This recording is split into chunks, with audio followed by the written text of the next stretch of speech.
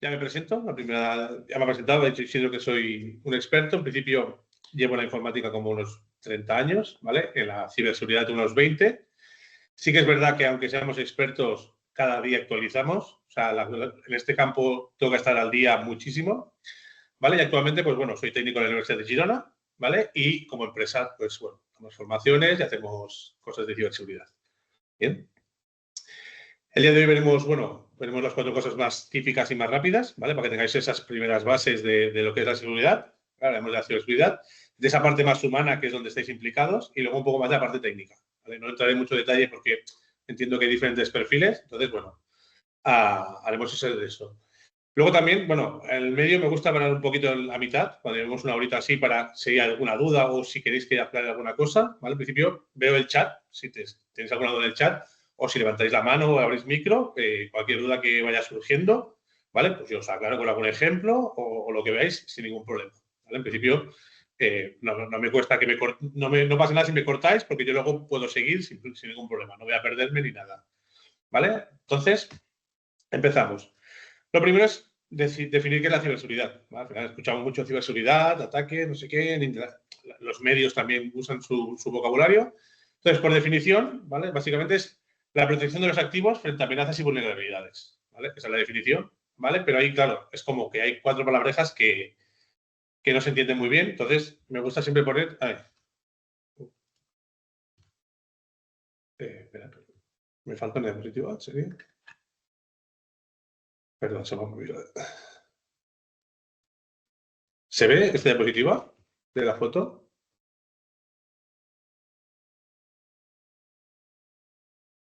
La que dice amenaza, Ahora. vulnerabilidades, Este, esta sí, sí, sí. está. Vale, ahí Sí, sí. está. Sí, luego explicaremos los 4, el esquema general de lo que es la ciberseguridad, ¿vale? En principio, como veis, la ciberseguridad lo que buscamos es disminuir los riesgos, ¿vale? Al final es proteger los activos, pero claro, para proteger los activos hay que saber lo que es un activo, ¿vale?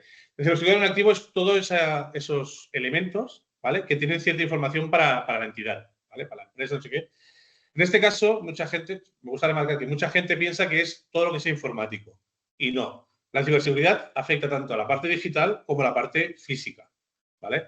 Un ejemplo muy corriente, un informe que no se puede filtrar, pero un trabajador lo imprime en la impresora y se queda ahí, eso es una brecha de seguridad en nuestro campo, ¿vale? Porque es información que se ha generado en un dispositivo digital, entonces es parte de los activos que hay que proteger, ¿vale? Y al contrario igual, todo lo que sea físico que lo pasamos al formato digital se convierte en activo, ¿vale? Entonces lo tenemos en cuenta todo, ¿vale? Todo eso formaría parte de los activos. Luego veremos, por ejemplo, más ejemplos más concretos, pero bueno, esa es la principal definición de los activos, ¿vale? Entonces luego hay lo más importante son las amenazas y las vulnerabilidades.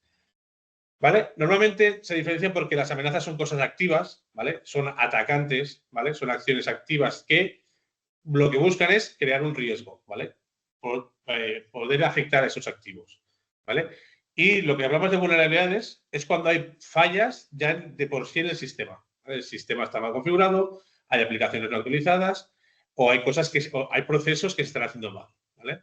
Entonces, la suma de estas 2 amenazas y vulnerabilidades lo que crea son riesgos, ¿vale? Nosotros calculamos el riesgo como esa probabilidad de que un impacto, o sea, un riesgo es mayor o menor según la probabilidad que tiene de que suceda y el impacto que nos obliga, el impacto que tenga en esos activos. Por ejemplo, que la probabilidad sea muy alta de que se filtre el nombre de un proveedor, bueno, es un riesgo que valoramos a lo mejor como bajo. ¿Por qué? Porque es un proveedor muy famoso, etcétera. Entonces, saber que, por ejemplo, nuestra empresa trabaja con Telefónica, pues no es un riesgo muy grande, ¿vale? En cambio, si tenemos un riesgo, porque el impacto es muy grande, que por ejemplo es saber la cotización o los gastos que tenemos, etcétera, esa información que es más crítica sí que aumentaría los riesgos. Entonces, siempre tenemos que valorar qué porcentaje, qué probabilidad hay de que algo ocurra, que es que se filtren nuestras cuentas, y qué impacto tendría. O sea, por ejemplo, qué impacto tendría en la competencia si supiera que el proveedor nos es 10 céntimos más barato. Hay ejemplos de empresas que ocurre eso. En plan, oye, se filtran las cuentas y vemos que este proveedor nos está haciendo una oferta de 10 céntimos más barata que a la competencia. Pues podemos ajustar precios, etc. ¿Vale? Y por último, siempre decimos que la ciberseguridad, por desgracia, no es 100% segura, siempre hay alguna brecha, siempre, por desgracia, tenemos ese pequeño porcentaje de que ocurra algo y cuando ocurre algo lo llamamos incidente, ¿vale? Un incidente es cuando ha habido un evento que ha hecho que el riesgo se materialice, ¿vale? En este caso sí que nos gusta diferenciar 4 tipos de incidentes, ¿vale? El primero es el involuntario, ¿vale? El involuntario es ese que ocurre sin que alguien se dé cuenta que está cometiendo o un delito o un riesgo. Por ejemplo, pues me llama a mí un cliente y me pregunta sobre otro cliente información. Oye, fulanito te ha llamado antes porque yo no tengo que dar información de otro cliente, como protección de datos, ya lo veremos. Yo tengo que dar información de las personas y yo sin querer, pues digo, sí, me ha llamado antes fulanito, que también es cliente y le he dicho no sé qué. Eso es involuntario, ¿vale? A veces pasa eso, otras veces, no que sé, me copio un pendrive, resulta que es el pendrive mío personal, donde me llevo un informe y luego pues se lo dejo a mi mujer o se lo dejo a mis hijos y se elimina o lo cuelgan en algún lado, cualquier cosa. Son lo que llamamos incidentes involuntarios. Son más difíciles de detectar porque no hay una maldad, pero ocurre. Entonces, normalmente lo que me gusta ver es que estas concienciaciones que hacemos, estos cursos, son para evitar esos incidentes involuntarios. Si no te han informado antes de cómo suceden, es muy difícil que no los hagas. ¿Vale? El otro incidente es el más típico, es el ataque.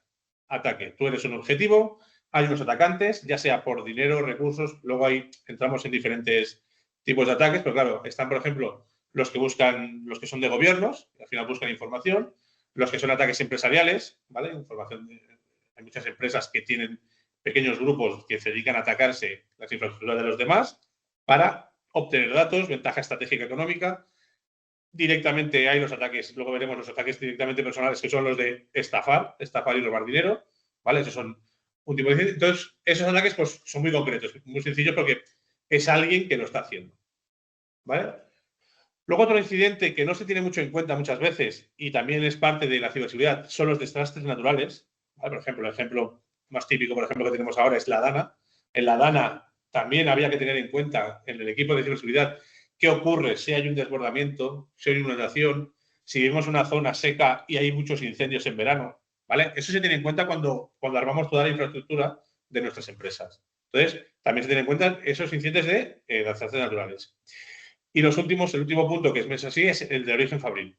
Origen fabril básicamente es cuando un disco duro se rompe, o sea, cuando una alta tensión en una fábrica, por ejemplo, hay fábricas que pasa que como está la estructura hecha, pues resulta que pasan los datos al lado de cableado de alta tensión. Entonces esos discos se rompen o esos discos duros se borran, etcétera. Entonces, eso es el cuarto incidente que hay que tener en cuenta. ¿Vale? En plan, los del uso propio. Un disco duro, un magnético, por ejemplo, por uso propio puede romperse, entonces hay que tener en cuenta. Vale. Bien, lo primero que vamos a ir es los ataques de ingeniería social, ¿vale? Son los que más os vais a encontrar contra vosotros, ¿vale? Al final es lo que más afecta a la capa 8 que llamamos, que es el usuario, ¿vale? Y hay que empezar, bueno, hay que conocerlos y empezar a distinguirlos, ¿vale? Luego haremos un ejercicio más en detalle, pero la idea es que os vayan sonando, ¿vale? Y más ahora que hoy en día, pues, hay técnicas que cada vez se están depurando. El primero es el phishing, ¿vale? El phishing es esas llamadas de voz que se hacen pasar por alguien, ¿vale? Entonces, lo típico, te piden dinero, te piden un rescate, te piden cualquier cosa, te extorsionan, etcétera, ¿vale? Hoy en día ya veremos el peligro por el hecho de las IAs, ¿vale? El hecho de las IAs está afectando mucho a que se clonen voces, te llame alguien que tú creas que porque va la cobertura se escucha peor, pero al final es que es clonado, ¿vale? Y una cosa que estoy introduciendo poco a poco en los cursos es empezar a tener lo que se llama una palabra de paso, una contraseña, en las llamadas, ¿vale? ¿Qué es eso? A mí me llama mi madre y me dice, oye, cariño, que necesito 100 euros para la compra que me he quedado, que no tengo tarjeta. Digo, vale, mamá, palabra de paso. Pues tenedor, ¿vale? Es tenedor. Entonces yo sí que sé que es mi madre la que se está llamando. Si es alguien que me está estafando, que quiere conseguir dinero y no tiene esa palabra, yo no voy a hacerle caso. O a veces una llamada también típica de algunos casos. ¿Qué han secuestrado a mi hijo? Hostia, es que si mi hijo tendría que estar en el colegio. ¿Cómo se han llevado a mi hijo? No sé qué. Claro, yo entre los nervios, no me cuelgue o su hijo no sé qué. Entonces usan unas técnicas que tú no vas a soltar la llamada, pero tampoco tienes otro teléfono a mano para llamar al colegio y verificar. Pues lo dicho, oye, palabra de seguridad. dime, pues no estás con mi hijo, porque si mi hijo estuviera en un problema, mi hijo tiene una palabra que me la dice y yo sé que eso es en serio y yo puedo llamar a la policía. Entonces, pues bueno, esas primeras llamadas de siempre verificar quién está al otro lado del teléfono, ¿vale? La segunda es mucho más común o más recurrente, es el phishing. El phishing al final son esas campañas de correo que llegan diariamente, o sea, cada minuto llegan miles de correos a todo el mundo de phishing, de, bueno, estafas, de tu banco un paquete que no llega, un banco que te envía no sé qué, ofertas excepcionales, etcétera. Luego aquí me gusta dejar claro el spear phishing, ¿vale? El spear phishing es más difícil de detectar, ¿vale? El spear phishing sería la traducción de como, así como el phishing es la pesca de arrastre, el spear phishing sería como la pesca de arpón. Entonces, ¿qué pasa? En este punto ya os han investigado. Han investigado a qué os dedicáis, qué os gusta, qué os afecta. Entonces, ya cuando hacen ese phishing para engañaros, ya va con un objetivo. Por ejemplo, si a mí me gusta la natación, pues resulta que dicen y saben dónde vivo en Barcelona y me gusta la natación, pues resulta que automáticamente me envían una oferta de un gimnasio que ha abierto nuevo donde hay un 30% de descuento para los que quieran ir a hacer clases de natación. ¿Qué ocurre? Como ya es algo que a mí me interesa, voy a estar más atento que un simple phishing que pone BBVA ha habido un error en tu cuenta. Porque a lo mejor no soy ni de BBVA ni del Santander. Entonces, claro, el spear phishing hay un estudio previo y suele ser más enfocado, bueno, normalmente son más enfocados en CEOs, etcétera, con responsabilidad, pero claro, es un peligro también porque es más fácil de caer. O sea, al final, si sabes que soy de Barcelona y me gusta la natación, la probabilidad de que yo le dé a esa oferta es más alta si es una persona que vive en Burgos. Entonces, no tiene mucho sentido. La siguiente técnica es smishing. Seguimos con lo mismo, extorsión, mentiras, pero esta vez el medio es un SMS, ¿vale? Típico, ahora están llegando mucho por la campaña de Hacienda, ¿vale? SMS, devolución de Hacienda, no sé qué. ¿Qué pasa? Te llega un SMS con un pequeño enlace, ¿vale? Donde tú le das clic y ya está. Ya te han infectado, etcétera. ¿Vale? Al final, como decimos, siempre hay varias técnicas después de lo que vayan a hacer. O quieren suplantar tu identidad, o te quieren robar datos, o quieren infectarte, etcétera. ¿Vale? Y eso ya luego hay varios tipos de ataques. Y el último phishing de este tipo sería el QR phishing. El QR phishing es los códigos QR que te dicen, es una oferta, pues lo que decíamos antes, es una oferta para el gimnasio del barrio y resulta que te está enviando a un sitio donde te descarga un virus y te infecta, etcétera. ¿Vale? Entonces, esas son técnicas activas que los cibercriminales van a hacer contra nosotros. Y no hay, en teoría, no hay ninguna manera automatizada de eliminarlo. Sí que hoy en día, luego veremos, los antivirus ya están actualizándose para que detecten ese enlace cuando haces clic, depende de dónde, ya te dice, oye, te estás metiendo en una página que no es lo que dices. Entonces, ahí vamos avanzando a nivel técnico, pero yo siempre digo, en plan, si el primer filtro somos nosotros como persona, mucho mejor. ¿Vale? Otro ataque de ingeniería social son las fugas de información. Como decíamos antes el ejemplo, los incidentes involuntarios. En plan, yo llamo a una empresa y voy preguntando cosas. Hola, ¿está fulanito? No, es que está de vacaciones. Pum, yo ya sé que ese usuario está de vacaciones. O, oye, que me ha dicho que se ve a fin de semana, ¿ha llegado ya? ¿O ha vuelto? ¿Ha dejado una nota para mí? Pues tú vas dando información que no sabes, ¿vale? Entonces eso es otro ataque de ingeniería social. ¿Por qué?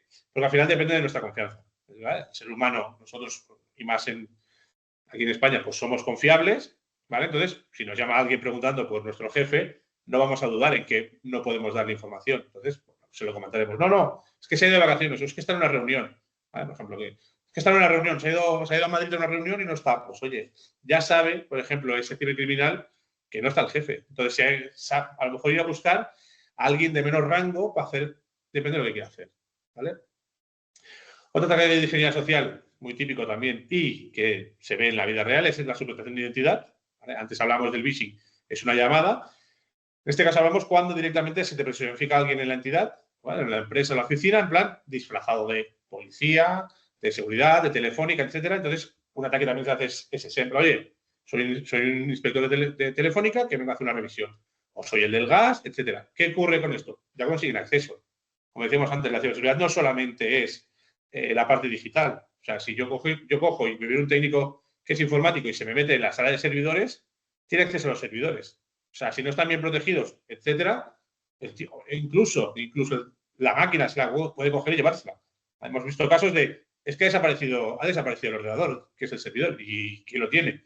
Pues no, pues resulta que ha venido uno, ha dicho que era del gas, se ha metido en la habitación que no tocaba y se ha llevado un ordenador. Y se ha ido por la puerta con lo que parecía ser una bolsa de herramientas, que no era una bolsa de herramientas. ¿Vale? Y por último, el último ataque que vemos es la amenaza persistente avanzada. ¿Vale? La amenaza persistente avanzada es más difícil de detectar porque la idea al final del atacante es yo primero meto una patita, no hago nada, a ver si me detectan. Si no me detectan, doy otro pasito, no me detectan, hago otro pasito. Y este ataque suele durar, pues, tranquilamente 6 meses como mínimo. 6 meses donde el atacante está ahí, pues, probando cosas sin que salten las alarmas. ¿Vale? Entonces, ¿qué pasa? ¿Cómo se detecta? Porque tú ves algo que no cuadra. Resulta que tengo un usuario que se me conecta a las 10 de la noche, cuando la empresa cierra a las 8. Entonces, si eso no es alguien que lo ve, el sistema como tal puede detectar y decir, bueno, pues fulanito se ha conectado a las tantas porque tenía una emergencia. O se ha conectado un domingo a las 5 de la tarde, no lo ve de raro porque es a las 5 de la tarde, sin tener en cuenta que es un domingo o un festivo. Incluso, lo más difícil en estas amenazas, cuando es un festivo, por ejemplo, el 1 de mayo, que aquí no se trabaja, la amenaza está ahí y a lo mejor se conecta y el sistema, pues como ve que es un jueves a las 3 de la tarde, es una hora normal y no levanta alarmas. Entonces, es la más difícil de detectar. ¿Vale? También es verdad que son más estudiadas, como lo hablamos del spear phishing. Hay un proceso y un trabajo de no se ataca, así como el phishing se lanza y quien caiga cae, quien no. De estas amenazas persistentes hay un estudio de, oye, vamos a ver qué empresa de esto, dónde está situada para ver qué horarios laborales tiene ese país, etc. Bien. Ahora, bueno, me gusta, antes lo tenía más atrás para enganchar con el descanso, pero lo pongo un poco antes. Vamos a hacer lo que es una prueba de phishing. ¿Vale? Hay un ejercicio que luego dejaré en los apuntes que os pasará Elías, que es una página web de Google, ¿vale? Van actualizando para que hagáis las pruebas. Y la idea es que, bueno, entendamos primero en qué fijarnos de un phishing, ¿vale? Para no depender solamente de la tecnología y de un antivirus, sino ser nosotros mismos que ver un correo y decir, esto no es, y lo elimino, ¿vale? Porque siempre lo digo, prefiero eliminar un correo, un falso positivo siempre es mejor que un falso negativo. Entonces, la idea es, oye, vamos a ver dónde fijarnos, ¿vale? Lo primero es la dirección del remitente, ¿vale? Siempre eso nos va a decir quién nos está enviando, la dirección real, ¿vale? Luego veremos que en el correo te puede salir alguien que tienes guardado en la agenda de una manera, pero el correo real es quien te dice quién lo envía. Si es una @gmail, sabes que es Gmail, y si se pone lo que sea, @ferretería Puig, pues es ferretería Puig. Entonces, lo más importante primero es dirección remitente, ¿de dónde viene? ¿Vale? Sí que es verdad que hay veces que son campañas automáticas de correo, pero bueno, también hay que tener en cuenta que si te viene de esa dirección, es una campaña de correo y es publicidad, ¿vale? No es un cliente que te está hablando. El otro punto a tener en cuenta es el contenido del mensaje, ¿vale? El texto. Al final, estos ataques están automatizados y cogen un texto en inglés y lo traducen automáticamente con un Google Translator y lo pegan. ¿Qué ocurre? No tiene la fluidez humana a la hora de hablar, ¿vale? A lo mejor te está escribiendo y se equivoca una B por una V o lo escribe o cualquier cosa. O incluso el contexto. No diríamos una frase así y habla, no sé, habla como Yoda y me gira las palabras. Entonces, hay que tener en cuenta, pues, cómo está redactado. Si hay faltas de ortografía, si no las hay, qué tipo de faltas. Y luego otro punto son los archivos adjuntos. Archivos adjuntos y enlaces adjuntos, ¿vale? Todo lo que venga adjunto, porque normalmente archivos adjuntos nos pedirán que los descarguemos, ahí es donde nos salvará un antivirus, ¿vale? Ten en cuenta que si no estamos esperando nada, no descargar nada. O sea, si a mí, yo, por ejemplo, si tengo que enviarle una factura a Elías sabe que tengo que enviar una factura, está esperando un archivo mío de una factura. Pero yo, por amor al arte, coger un sábado y enviarle un archivo a Elías, dirá, oye, es que no me tienes que enviar nada, ¿qué es esto? Entonces, por seguridad, no abrirlo. Enlaces, lo mismo, ¿vale? Muchos ataques de phishing usan el típico ataque de en 24 horas, 48 horas, el tiempo, ¿vale? La inmediatez. Quiero que des ya clic a este adjunto o a este archivo, ¿vale? Entonces, eso también nos da un contexto de decir, oye, ¿por qué tengo que ir tan rápido? ¿Vale? El consejo que yo siempre doy cuando recibo un correo que puede ser verdad o no y me dice que, yo que sé, el típico, han intentado acceder, cambia la contraseña y tú te metes por ese enlace para ir a cambiar la contraseña, yo siempre recomiendo ir directamente por la aplicación. O sea, si a mí me llama, oye, mira, el Banco Santander me dio un correo, yo trabajo con Banco Santander, en vez de darle al enlace, yo aparto el correo, voy al navegador, abro o a la aplicación de mi móvil, abro la aplicación, la sesión, con esa posible contraseña que se supone que está filtrada. Y es muy sencillo. Si se ha filtrado o ha pasado algo, tendré una notificación en la aplicación. Si no, ni la toco. ¿Vale? Porque cualquier cosa que pase en una aplicación, en un banco, etcétera, tenéis notificaciones. ¿Vale? Entonces, en este caso, igual. Si me ha llegado una notificación del banco al correo y no la tengo en la aplicación, es que es falsa. ¿Vale? Aunque todo lo demás esté muy perfecto. ¿Vale? Y aquí me gusta enseñaros hacer este ejercicio, ¿vale? Es una pequeña página donde, bueno, es un test, ¿vale? Lo haremos entre todos, más o menos, para que veáis cómo funciona. ¿Vale? Podéis o poner el micro o el mismo chat, ¿vale? La idea es esa.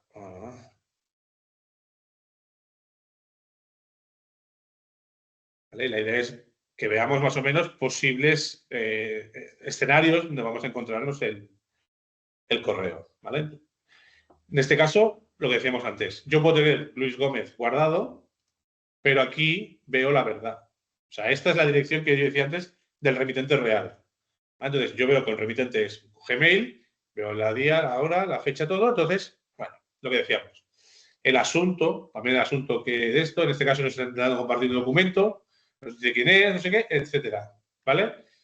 Y nos lleva el enlace. En este caso, yo siempre. Se ve bien no sé si se ve bien el enlace abajo. Vale. En teoría, ese enlace, antes de presionar, hacer clic, yo es lo que recomiendo siempre que miréis. O sea, es lo que hay que mirar para detectar si son phishing o no son phishing. En este caso, yo paso por encima y veo que me lleva a drive-google.com/ y un código alfanumérico. ¿Vale? Entonces, en este caso, el siguiente lead pone abrir y lleva al mismo sitio.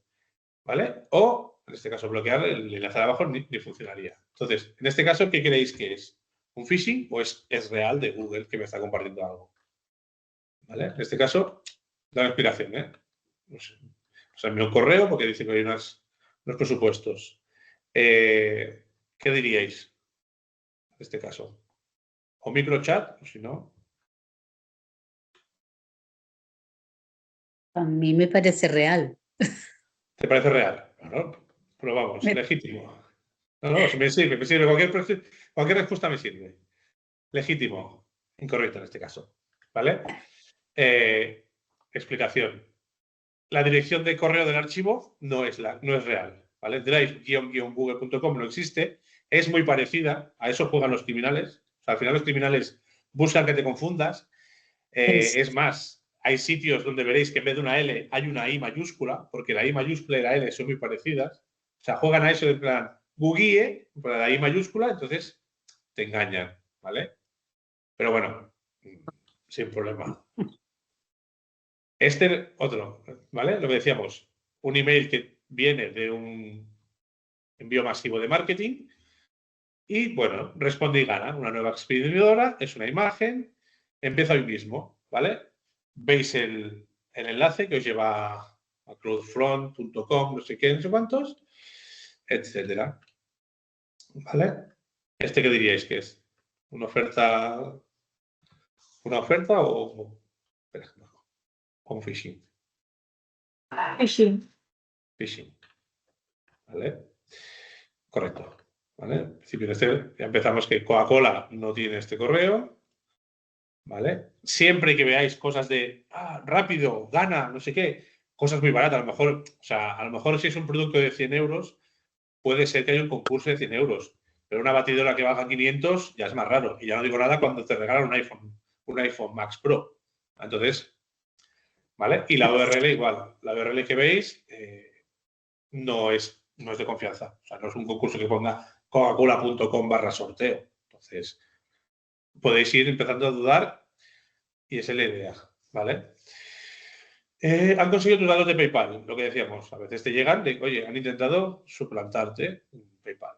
El correo, para empezar, viene de PayPal, ¿vale? Al departamento. Y aquí, pues, aquí tiene su factura, $600.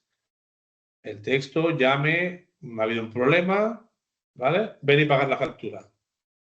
Nos lleva a paypal.com/invoice o denunciar esta factura. Nos lleva a reportar spam o consultar información de esto. ¿Este qué diríais que es? PayPal que nos envía un esto, pues phishing. Sí, diría. Phishing. Correcto. ¿Vale? Aunque está muy bien hecho, ¿vale? El mensaje, la nota, no es creíble. ¿Vale? Al final no es creíble porque te está dando, como decíamos antes, te está diciendo que de 6 a 6 llames a un teléfono en una hora concreto, etcétera. ¿Vale? Esperan que llames y no que vayas a la web. Por eso lo que decía, lo que os he dicho antes. Mejor siempre ir a PayPal a ver esta notificación que hacer clic en ningún enlace ni nada de que llegue al correo. Si de verdad PayPal tiene una factura tuya mal pagada, te va a salir. Tú vas a ir a la aplicación de PayPal y te dirá, oye, tengo un error con esta. No te van a enviar un correo. ¿Vale? Siguiente, Dropbox. ¿Vale? Miramos siempre cabecera, no repli, típico no repli de no contestar porque no hay nadie al otro lado. Dropboxmail.com. ¿Vale? ¿Qué nos dice? Hola, somos Dropbox, ha llenado, tu Dropbox está lleno. ¿Quieres actualizar tu Dropbox y pagar por más de esto? Vale. Vas a dropbox.com/voy, ¿vale? Más espacio, ayuda, o Dropbox Business si quieres un plan para tu empresa, ¿vale? ¿Este qué diríais que es? ¿Un phishing o un legítimo? Pongo un enlace. Yo creo que phishing también. ¿Phishing? Pues no. Este caso es correcto, ¿vale? El problema viene aquí, por ejemplo, en el mail, ¿vale? Dropbox Mail, tú conoces dropbox.com, pero dropboxmail.com es un servicio que tienen ellos de mailing, pero no es tan conocido, ¿vale? Sí que es verdad en este caso, y los correos, al final, las páginas que ponen en los enlaces existen, ¿vale? Dropbox Buy para comprar o Dropbox Business existen, ¿vale? En este caso, ¿qué ha pasado? Me parece que Isabel, ¿no ha contestado? ¿Isabel? Vale. Sí. En este caso, me parece mejor lo que tú dices. Prefiero eliminarlo porque has desconfiado. Mejor eliminarlo que darle un enlace. También te lo digo. Oye, prefiero que me eliminas un correo que yo, si soy yo, te lo puedo volver a enviar a que me cojas y me aceptes un correo que sea falso. O sea, siempre hay que tener ese punto intermedio de no ser una paranoia que le dé todo que sí, pero que no sea tampoco me lo creo todo. Entonces, en ese punto intermedio sería correcto. ¿Vale? Y en este caso, por ejemplo, con Dropbox, ¿cómo nos podríamos poner? ¿Dónde podríamos consultar? Bueno, también veríamos nosotros si tenemos ya muy lleno todo. Claro, en principio tú cuando entras, lo que yo decía antes al final, que es lo más fácil, es yo entro a Dropbox y Dropbox me lo dice, oye, que tienes 990 gigas usado. Entonces, ellos mismos ya tienen notificaciones de, oye, más espacio, típico. ¿Vale? También, pero sería mejor hacerlo a través, no a través del correo, sino de... Yo siempre entraría en Dropbox. Yo cogería, pues mira, sería consciente de que Dropbox, Gmail, cualquiera de estos que usan archivos, yo entraría en la aplicación Dropbox y me daría cuenta. Oye, es más, ellos mismos en la página web te ponen, oye, te estás quedando sin espacio, elimina archivos o compra más. Pero directamente, la manía o paranoia que tengo ya es no le doy que sí a un enlace. Plan, oye, pues porque, por ejemplo, también, porque a lo mejor no voy a comprar ahora, a lo mejor ahora me piden 50 euros para subir eso. Entonces, el día que yo me cojo y pongo para comprar licencias, ese día es el que miro, oye, pues tengo un Dropbox que podría aumentarlo, pues lo aumento. O un día más tranquilo, vacío el Dropbox y lo limpio. En plan, hay veces que solo es limpiar, no es que esté lleno, es que se me han guardado fotos, yo qué sé, en medio de viaje y he conectado el Dropbox de la empresa y tengo hay 50.000 fotos del viaje del crucero. Entonces oye, pues quito las fotos de vacaciones y sigo teniendo espacio para trabajar. Pero siempre desde de mi decisión propia y no de un correo que me obliga a hacerlo ya. Aurora, decías. Te he visto que has quitado el micro. ¿Aurora? No, nada, perdón. Vale, nada, tranquila. ¿Vale? Ahora esto es lo que decíamos, ¿vale? Es un phishing en SMS, pero funciona igual, ¿vale? Nos llegan 2 correos de Google, ¿vale? En principio, vale. Códigos de Google de verificación. Ha solicitado un cambio de contraseña. En caso afirmativo, ignore este mensaje. En caso contrario, envía a cancelar más código de verificación. Código de verificación, sí que te ha llegado un código de verificación, ¿vale? En este caso, ¿qué sería? ¿Un phishing? ¿Vale? Porque estás cambiando de contraseña. ¿O un legítimo? ¿Qué sería? ¿Qué creéis que es? Los de Google Phishing. Phishing. ¿Phishing o legítimo? No se escuchó bien. Phishing. Phishing, correcto. ¿Vale? En principio, en este ejemplo, ¿vale? Normalmente cuando hay un cambio de contraseña, si has sido tú, te dicen que no hagas nada, es mentira. Te dicen que si no has sido tú, no hagas nada, pero si sí que has sido tú, sigas los pasos. ¿Vale? En este caso, el mensaje.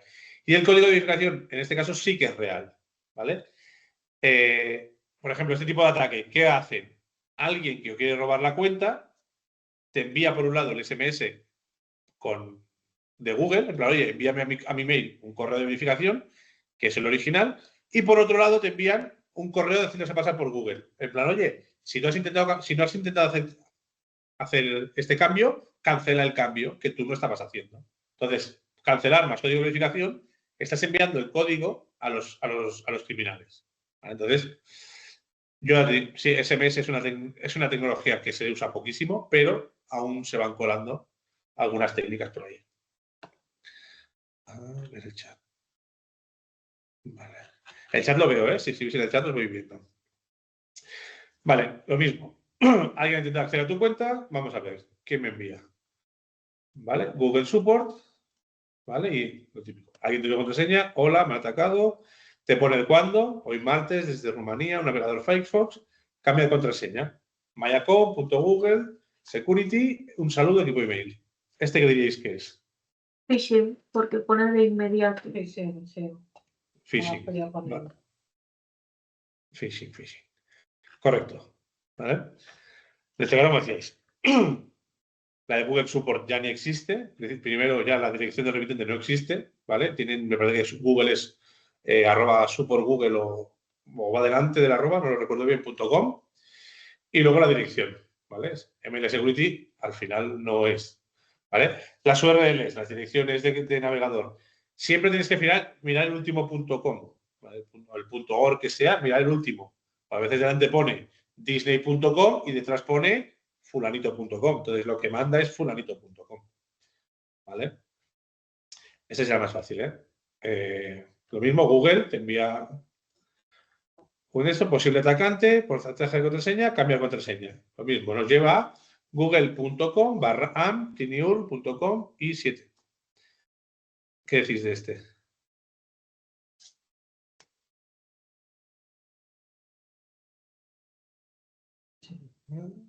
Phishing. Sí, yo creo que también phishing. Phishing, correcto. Lo mismo, el correo no es el que toca y la dirección tampoco. ¿Veis? En este caso, como decíamos, aunque ponga google.com, si seguimos, vemos que tenemos una dirección que es tiliur.com, que esa es la que manda. O sea, no manda google.com, aunque al final lo que busca el criminal es, oye, que no te des cuenta y te confíes. ¿Vale? Este es Netflix, ¿vale? Lo mismo, tiene una cuenta, un SMS, una cuenta que no has pagado. ¿Vale? Netflix.com.cuenta es de España, porque claro, estás en España, el ataque es en España. ¿Este qué diríais que es? ¿Phishing? ¿Legítimo? Phishing. Phishing. Correcto. Vale, en principio ya la dirección @.org ya es sospechosa, porque Netflix es @netflix.com. Y luego la siguiente dirección, ¿vale? Como decíamos antes, netflix.com es correcto, pero después .cuenta-es es la que marca. Entonces, no existe esa. ¿Vale? Un teléfono gratis. Bueno, mira, me adelanta. La de antes. pixelbay@google.com te da un evento, ¿vale? Una entrevista que tú vas y te dará, pues eso, información. Haz clic para unirte a la entrevista y ver toda la información de calendario. ¿Vale? Esto, si trabajáis con Google, sabéis que es cuando te invitan a un Meet, ¿vale? Entonces, te han invitado a un Meet. Entonces, es decir, que es legítimo o una entrevista o no, pues phishing. ¿Qué creéis? Yo diría phishing, pero porque no regalan nunca nada gratis. Vale, phishing es correcto. ¿Vale? Explicación. Ten especial cuidado con las ofertas demasiado buenas, pero es verdad. ¿Vale? Un Pixel 7 Pro, si no me equivoco, está en 750 euros. O sea, 750 euros un teléfono no te van a regalar. ¿vale? Es muy raro, ¿vale? Y menos Google. Google, su propio producto, no te lo va a regalar así, ¿vale? Y lo que han hecho es eso. Han cogido un correo, te han invitado, etcétera. ¿Vale? En Haz clic para unirte, como veis, la dirección es lo que decíamos antes. Es una dirección que no toca. ¿Vale? Y por último, otro correo. No, un SMS. ¿Vale? UPS te envía de Google Store una entrega a las 10:25, entres ahora. Te deja dos enlaces para ir. Para UPS, para si quieres dejar en casa del vecino o para cambiar el día. Si no, respondes todo. ¿Qué diríais que es esto? ¿Un phishing o es legítimo? A ver, phishing. Vale, pues phishing. Pues no. No es phishing en este caso. Explicación. Es legítimo, ¿vale? UPS tiene un teléfono corto, ¿vale? La redacción está bien escrita, ¿vale? Y lo importante son las direcciones, que son correctas. ups.com/su es UPS, ¿vale? Y te lleva a UPS. Ojo. Y la otra igual. Entonces, sí que tiene un código detrás, que es el código es el identificador de proceso, pero es real, ¿vale? En este caso lo mismo. Al final, tú sabes si has comprado algo en Google. Si sabes que has comprado algo en Google y te llega un mensaje de UPS, estarás atento y decir, es verdad, he comprado algo. Si te llega y no has comprado nada, es cuando sospechas, ¿vale? Bueno, en principio 7 de 10, genial. Ese es un examen que os he dejado en los apuntes, que os pasarán, básicamente porque lo van actualizando. Entonces, siempre va bien pues refrescar, si no es solamente por hacer el examen, refrescar lo que os explica, ¿vale? Es decir, oye, ¿por qué me equivoco siempre? ¿Por qué entra en phishing? Bueno, pues es un punto que, bueno, me gusta, es un ejercicio que me gusta que la gente vaya haciendo. Vale, si hay dudas, alguna cosa, os sigo. Si tenéis dudas, cualquier cosita. Vale, siguiente punto. Vale, el punto de las contraseñas, ¿vale? Sí que es verdad que hoy en día cada vez somos más conscientes y la tecnología está yendo para que las contraseñas se dejen de utilizar, pero por ahora se utilizan mucho y tienen que ser las técnicas bastante conocidas, ¿vale? Lo primero que nos encontramos es que no son transferibles, ¿vale? Si tú te vas de vacaciones, los sistemas informáticos ya tienen maneras de que otra persona entre a tu correo o pueda hacer tu faena, ¿vale? Yo me encuentro, o sea, siempre hablo de la experiencia, ¿eh? Encontrarnos empresas donde cuando se va fulanito le da la contraseña a alguien que no va de vacaciones y le mira el correo una vez al día. En plan, no. Yo lo que puedo hacer es, oye, tu correo lo desvío a quien sea y esa persona que haga la faena. Pero tú no tienes que darle tu contraseña. Entonces, vosotros, en este caso, lo mismo. Si alguien os pide la contraseña no se da. Que busque permiso a un superior, que busque la manera de hacerlo, pero las contraseñas son únicas, ¿vale? Luego la combinación de caracteres, ¿vale? Antiguamente, luego veremos una tabla, pero antiguamente, pues con una palabrita ya estaba.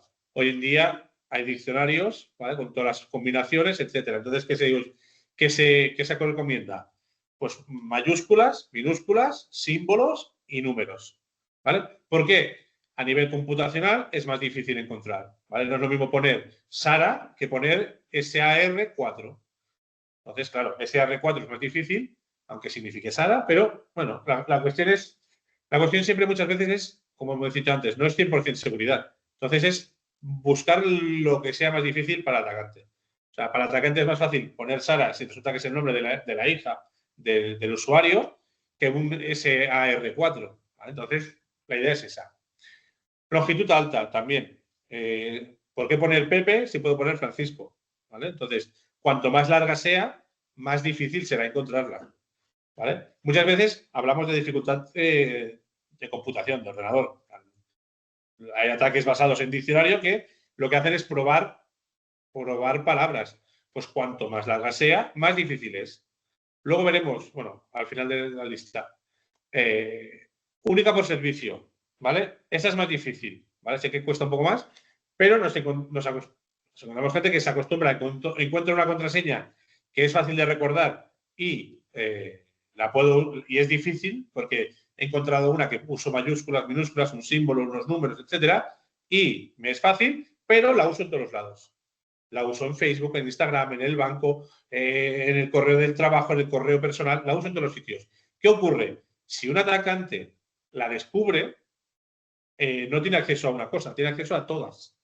¿Vale? Entonces, ¿qué solemos decir? Lo que es la segmentación. Oye, si yo segmento las contraseñas de, oye, pues mira, por ejemplo, incluso cada servicio su contraseña, sí que es más difícil, pero la idea es potenciar la seguridad.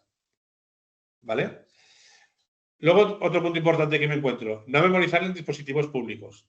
Dispositivo público es todo ese dispositivo que no es nuestro o de nuestra empresa. ¿Vale? Por ejemplo, pues me voy en el caso nuestro, a veces tenemos consultorías en la empresa del cliente. Pues yo, aunque vaya a estar una semana auditando la empresa del cliente, no voy a dejar mis credenciales allí, porque yo no sé cómo manejan aquello. ¿Vale? Yo no sé quién es el técnico, yo no sé quién guarda esa información, etcétera. Entonces, ¿yo qué hago? No se memoriza. Aunque vaya a estar una semana y es un palo cada día tener que poner la contraseña. Lo hago así. ¿Vale? ¿Por qué? Evitas problemas.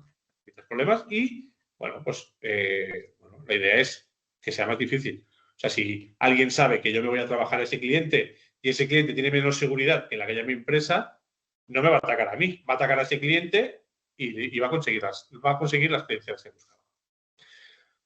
Luego, otra cosa que se dice que para las contraseñas, intentar no usar información personal, ¿vale? Va un poco en contra de la de abajo, que es fácil de recordar y que es más fácil que todo lo personal, pero siempre que se pueda no usar información personal. Por ejemplo, pues si mi hija se llama Sara, no voy a usar Sara como contraseña, porque a la que investiguen un poco y sepan que mi hija se llama Sara, pues puede ser una posible contraseña. ¿Por qué? A ver, esto sí que viene de la psicología. Al final, estamos más a gusto con las cosas que conocemos.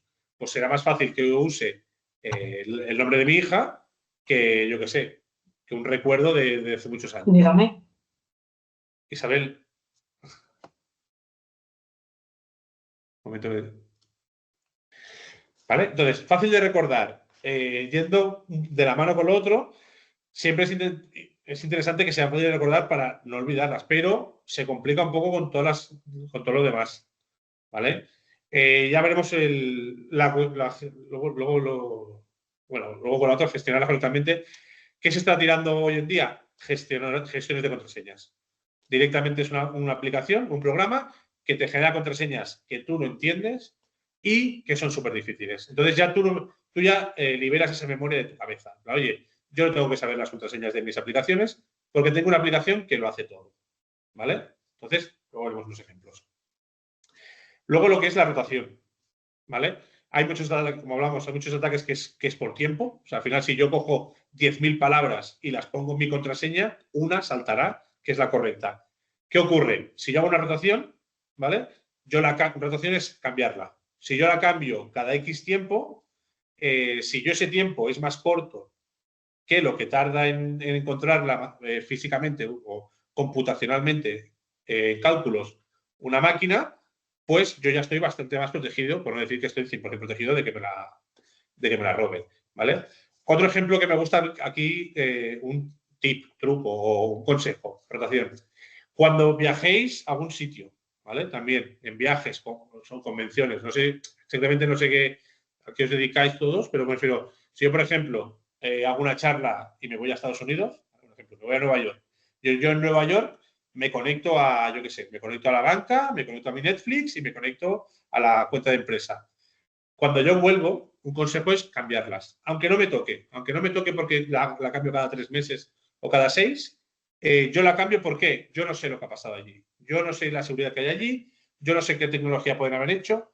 Entonces yo, cuando vuelvo, aquí, en un entorno seguro, que le llamo yo, un entorno limpio que conozco, confiable, es cuando hago las cambios. Oye, cambio la contraseña y si se ha filtrado o ha pasado algo cuando he estado de viaje, pues yo me aseguro de que, oye, pues si me han robado la contraseña, no pasa nada porque estoy aquí, ¿vale? Al final lo que decimos... Una pregunta. ¿Y si Dime. utilizas una VPN? Dime. ¿Si utilizas una VPN cuando estás fuera también? Sí, siempre, pero el problema de la VPN es que el VPN, luego la veremos, protege lo que es la conexión. Entonces, en el ordenador, claro, el ordenador si es el tuyo, no pasa nada, pero hay veces que estamos a veces si vas a hablar a otra universidad, que te dejan un ordenador o te conectas a lo mejor desde el ordenador del hotel, desde el hall, Entonces, en esos casos, aunque tú lo uses, tú no sabes lo que hace el técnico o lo que o los ataques que puede hacer. Una VPN, por ejemplo, es el sumo de la seguridad, pero también se puede filtrar. Puedes tener problemas, depende de qué VPN uses. Entonces, por seguridad, a ver, por ejemplo, el ejemplo más tonto que tuvimos nosotros en una escuela, en una universidad, fue que el teclado tenía un aparato, un keylogger. Un keylogger es un aparato que cada tecla que tú apretas la guarda. Por mucho que tú hubieras usado VPN y por mucho que tú hicieras cosas, ese teclado grabó todas las teclas que se habían apretado. Entonces, se puede deducir qué ocurre. Entonces, para evitar, o sea, lo que decíamos, para evitar que si hay un teclado que pueda estar desprotegido en otro sitio, yo llego y la cambio en mi teclado, que en mi teclado de mi casa o de mi entorno sé que no va a pasar. Indistintamente de si usas VPN o no. ¿Vale? Porque al final hay muchas técnicas. Hay incluso sitios donde hay cámaras. O sea, hay gente que tiene cámaras encima, o sea, cajeros automáticos con una cámara, una pequeña cámara que tú pones el PIN y te han grabado el PIN. Entonces, oye, pues si yo he sacado dinero desde Nueva York, pues cuando llego a España, ¿qué hago? Cambio el PIN de la tarjeta. ¿Por qué? Hombre, es que allí no sé qué ha pasado. ¿Vale? Siempre es ese punto de paranoia de, por si acaso no sé qué ha pasado, me aseguro aquí de, oye, me protejo. Y el último punto de las contraseñas es el doble factor de autentificación. ¿Vale? Pueden saber conseguir una contraseña, pero si no tienen esos dobles factores, va a ser más difícil. ¿Vale? Dobles factores, luego veremos los que hay. Hay varios, pero la idea es esa, en plan, oye, por ejemplo, si yo tengo, un ejemplo muy tonto que pongo es, tú puedes tener mi tarjeta de crédito, yo te puedo dar mi tarjeta de crédito, pero si no tienes el PIN, no vas a hacer nada. No puedes sacar dinero, etcétera. Incluso al revés. Si tú tienes el PIN de mi tarjeta, o sea, hubo una época que mis amigos sabían el PIN de mi tarjeta. Pero ¿qué pasa? No podían comprar, ¿por qué? Porque la tenía yo físicamente. Entonces, el PIN de una tarjeta, si la tarjeta es como ese doble factor. ¿Cuándo era peligroso? Cuando mis amigos me cogían la tarjeta, porque tenían la tarjeta y el PIN. Entonces, ese doble factor es el que hay que quitar, ¿vale? Luego, muy importante, no mezclar los dos factores. O sea, hay gente que me encuentro que tiene las contraseñas son guardadas en el mismo móvil que tiene el autentificador. Si te quitan el móvil, te van a quitar las dos cosas. Entonces, como decíamos antes, intentar segmentar un poco dónde está la información.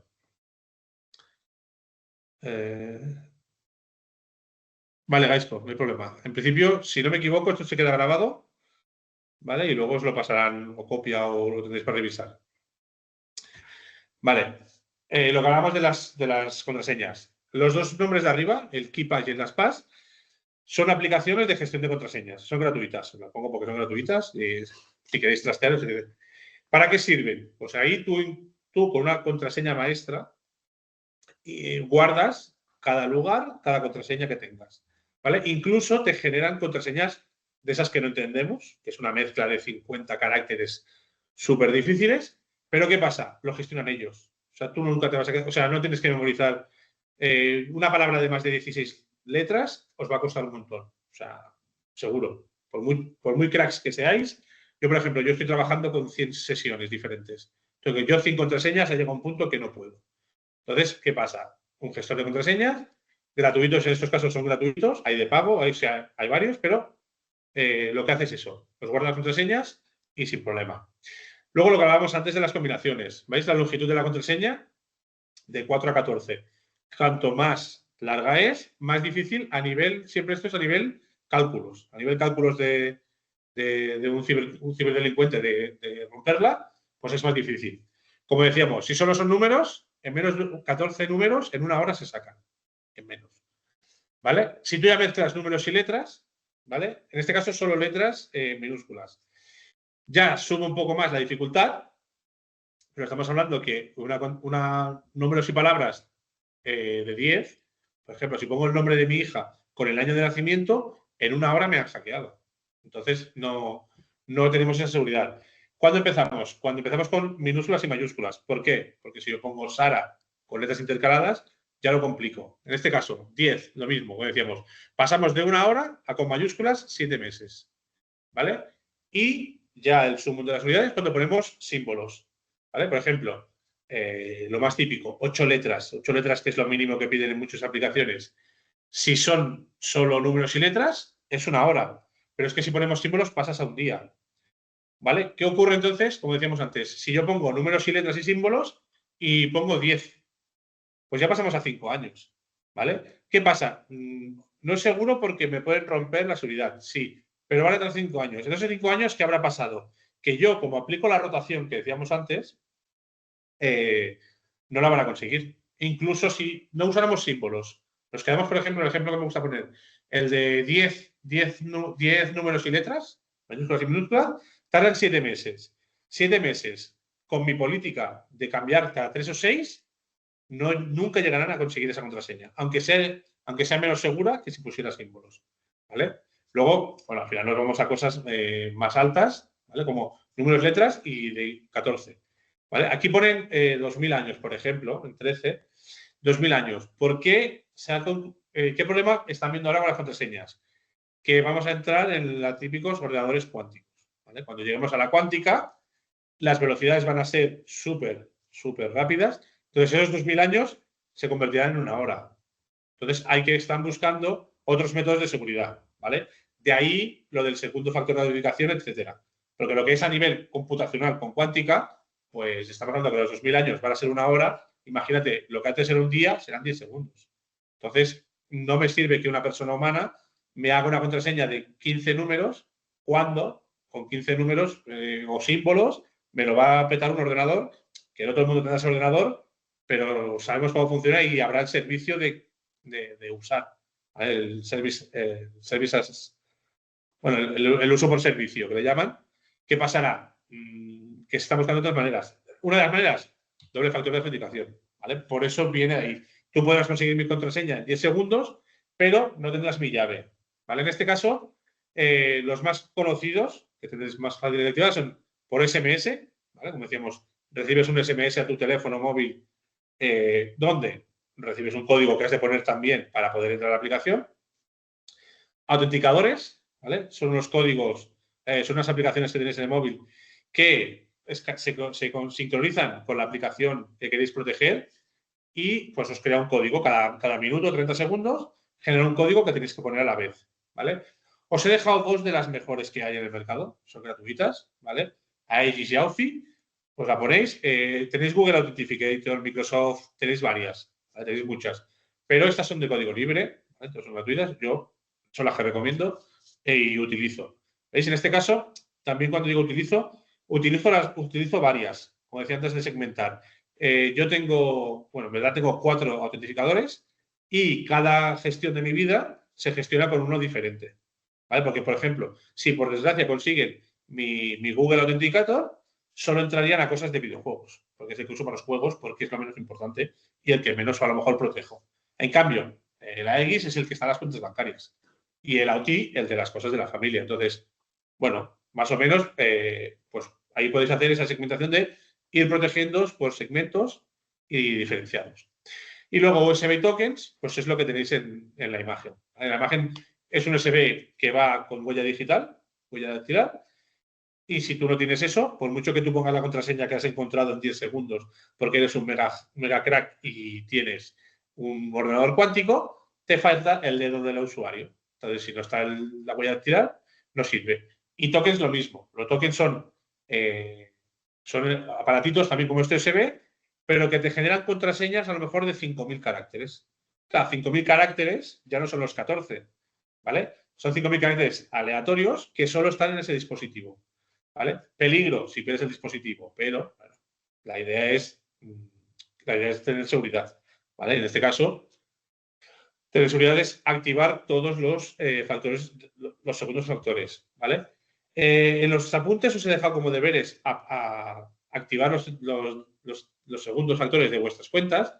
Yo un consejo que doy siempre es activarlos todos, aunque no vayáis a usarlos, ¿vale? ¿Por qué? Porque a veces nos encontramos cibercriminales que, pues tú a lo mejor tienes un SMS, o sea, a lo mejor tienes tu contraseña y tu MSN, pero el autentificador no lo has activado. ¿Qué ocurre? Que llega el delincuente y hoy, que consigue entrar, te activa el autentificador que él tiene. Y entonces, un día que tú no estás atento, te hace he olvidado contraseña. He olvidado contraseña con el segundo factor de autentificación que tiene él. ¿Qué ocurre? Que te roba la cuenta, ¿vale? Nos hemos encontrado casos de que, ¿cómo me han robado la cuenta si tengo el segundo factor? Porque de los 3 que tenías activados, de los 3 que había posibles, solo has activado 1. Entonces, yo el consejo es, aunque no lo vayas a usar, lo activas. Lo dejas activado de manera que ya un tercera persona no pueda activarlo. ¿Vale? O el SMS. No, es que no quiero que me envíen SMS. Pon tu teléfono o pon un teléfono que no uses, pero que sea tuyo, etcétera. A veces, en plan, oye, mira, tengo, yo qué sé, el SMS, el teléfono de los niños. El niño tiene teléfono, pero el niño no llama. Es igual. Pongo un teléfono ¿para qué? Para que un criminal no ponga su teléfono y cuando vaya a un recuperar, le llamen al criminal en vez de. A tu hijo le llamarán y no lo entenderá, pero es igual. Mejor que la llamada quede en un sitio controlado. Vale. Otro punto importante. Una pregunta. Sí, dale. Si tienes el doble factor activado, independientemente de las veces que intenten entrar, no te va a notificar siempre, ¿no? Siempre. Si tú tienes activado el doble factor, lo que hace es que cuando un dispositivo que no es confiable, uno nuevo, que se supone que será atacante, te avise. O sea, si un atacante Es que, por ejemplo, a mí me está pasando con mi cuenta de Hotmail, esta de Outlook ahora, que yo tengo todo activado y cada vez que inicio sesión en el dispositivo del trabajo, que es más o menos controlable por mi usuario, me pide que cambie la contraseña, porque me aparecen como un montón de incidencias de que intentan entrar, pero a mí no me notifican nunca nada. Pero no, lo que tú dices, no te llegan mensajes a ningún sitio. Exacto. Claro, eso puede ser, porque hayas quitado las notificaciones de Outlook, no te las envíe, pero esté pasando. Al final, muchos ataques de los que estamos explicando aquí están automatizados. ¿Vale? Entonces, claro, bueno, a mí me pasa, ¿eh? Me llegan cuentas de Hotmail que están intentando entrar. ¿Qué ocurre? Que como están intentando entrar, por ejemplo, el último ataque fue de China. Como intentan atacarme de China, pues cada 10 minutos tengo un intento de entrada. Claro, como tengo los factores, no de esto. ¿Qué ocurre? Te van a intentar atacar siempre. Entonces, la idea es activarlo. Notificar, normalmente los limitan mucho, las notificaciones. ¿Vale? Te llega un correo cada X tiempo, donde tú tienes que hacer algo. Entonces, la idea es esa.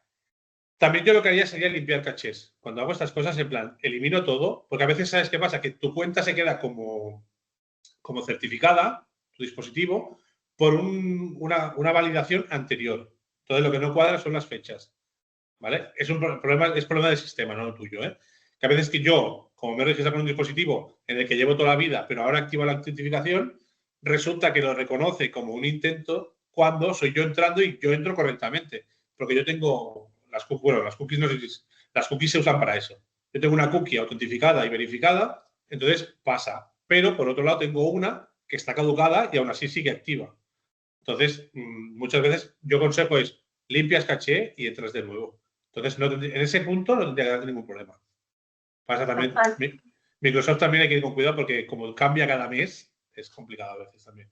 Pero lo suyo es eso, en plan, oye, cierro todas las sesiones, a veces en el WhatsApp pasa también. El WhatsApp web, resulta que tengo 5 dispositivos. Oye, elimino los 5 y me envían algún problema. Quito todos los dispositivos y me meto uno que sé que controlo. Entonces ya esas notificaciones te las vas ahorrando. Vale. ¿Sí, más o menos?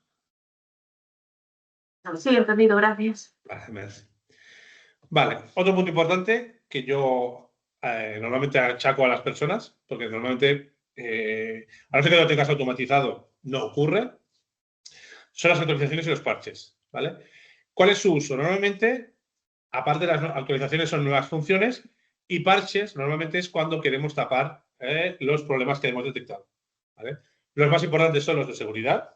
¿Vale? A veces que, bueno, pues porque no hemos pagado la licencia, por lo que sea, tenemos un software que no se va actualizando. ¿Vale? Que dice software, dice sistema operativo. A veces también encuentro Windows, empresas con Windows 7 porque no han actualizado. Entonces, claro, no me preocupa el que funcione o no funciona, porque el ordenador funciona.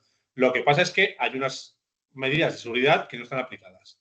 ¿Vale? Entonces, en este caso, cualquier sistema que utilicéis, siempre intentad que esté actualizado. ¿Vale? Siempre haré hincapié en las licencias, ¿vale?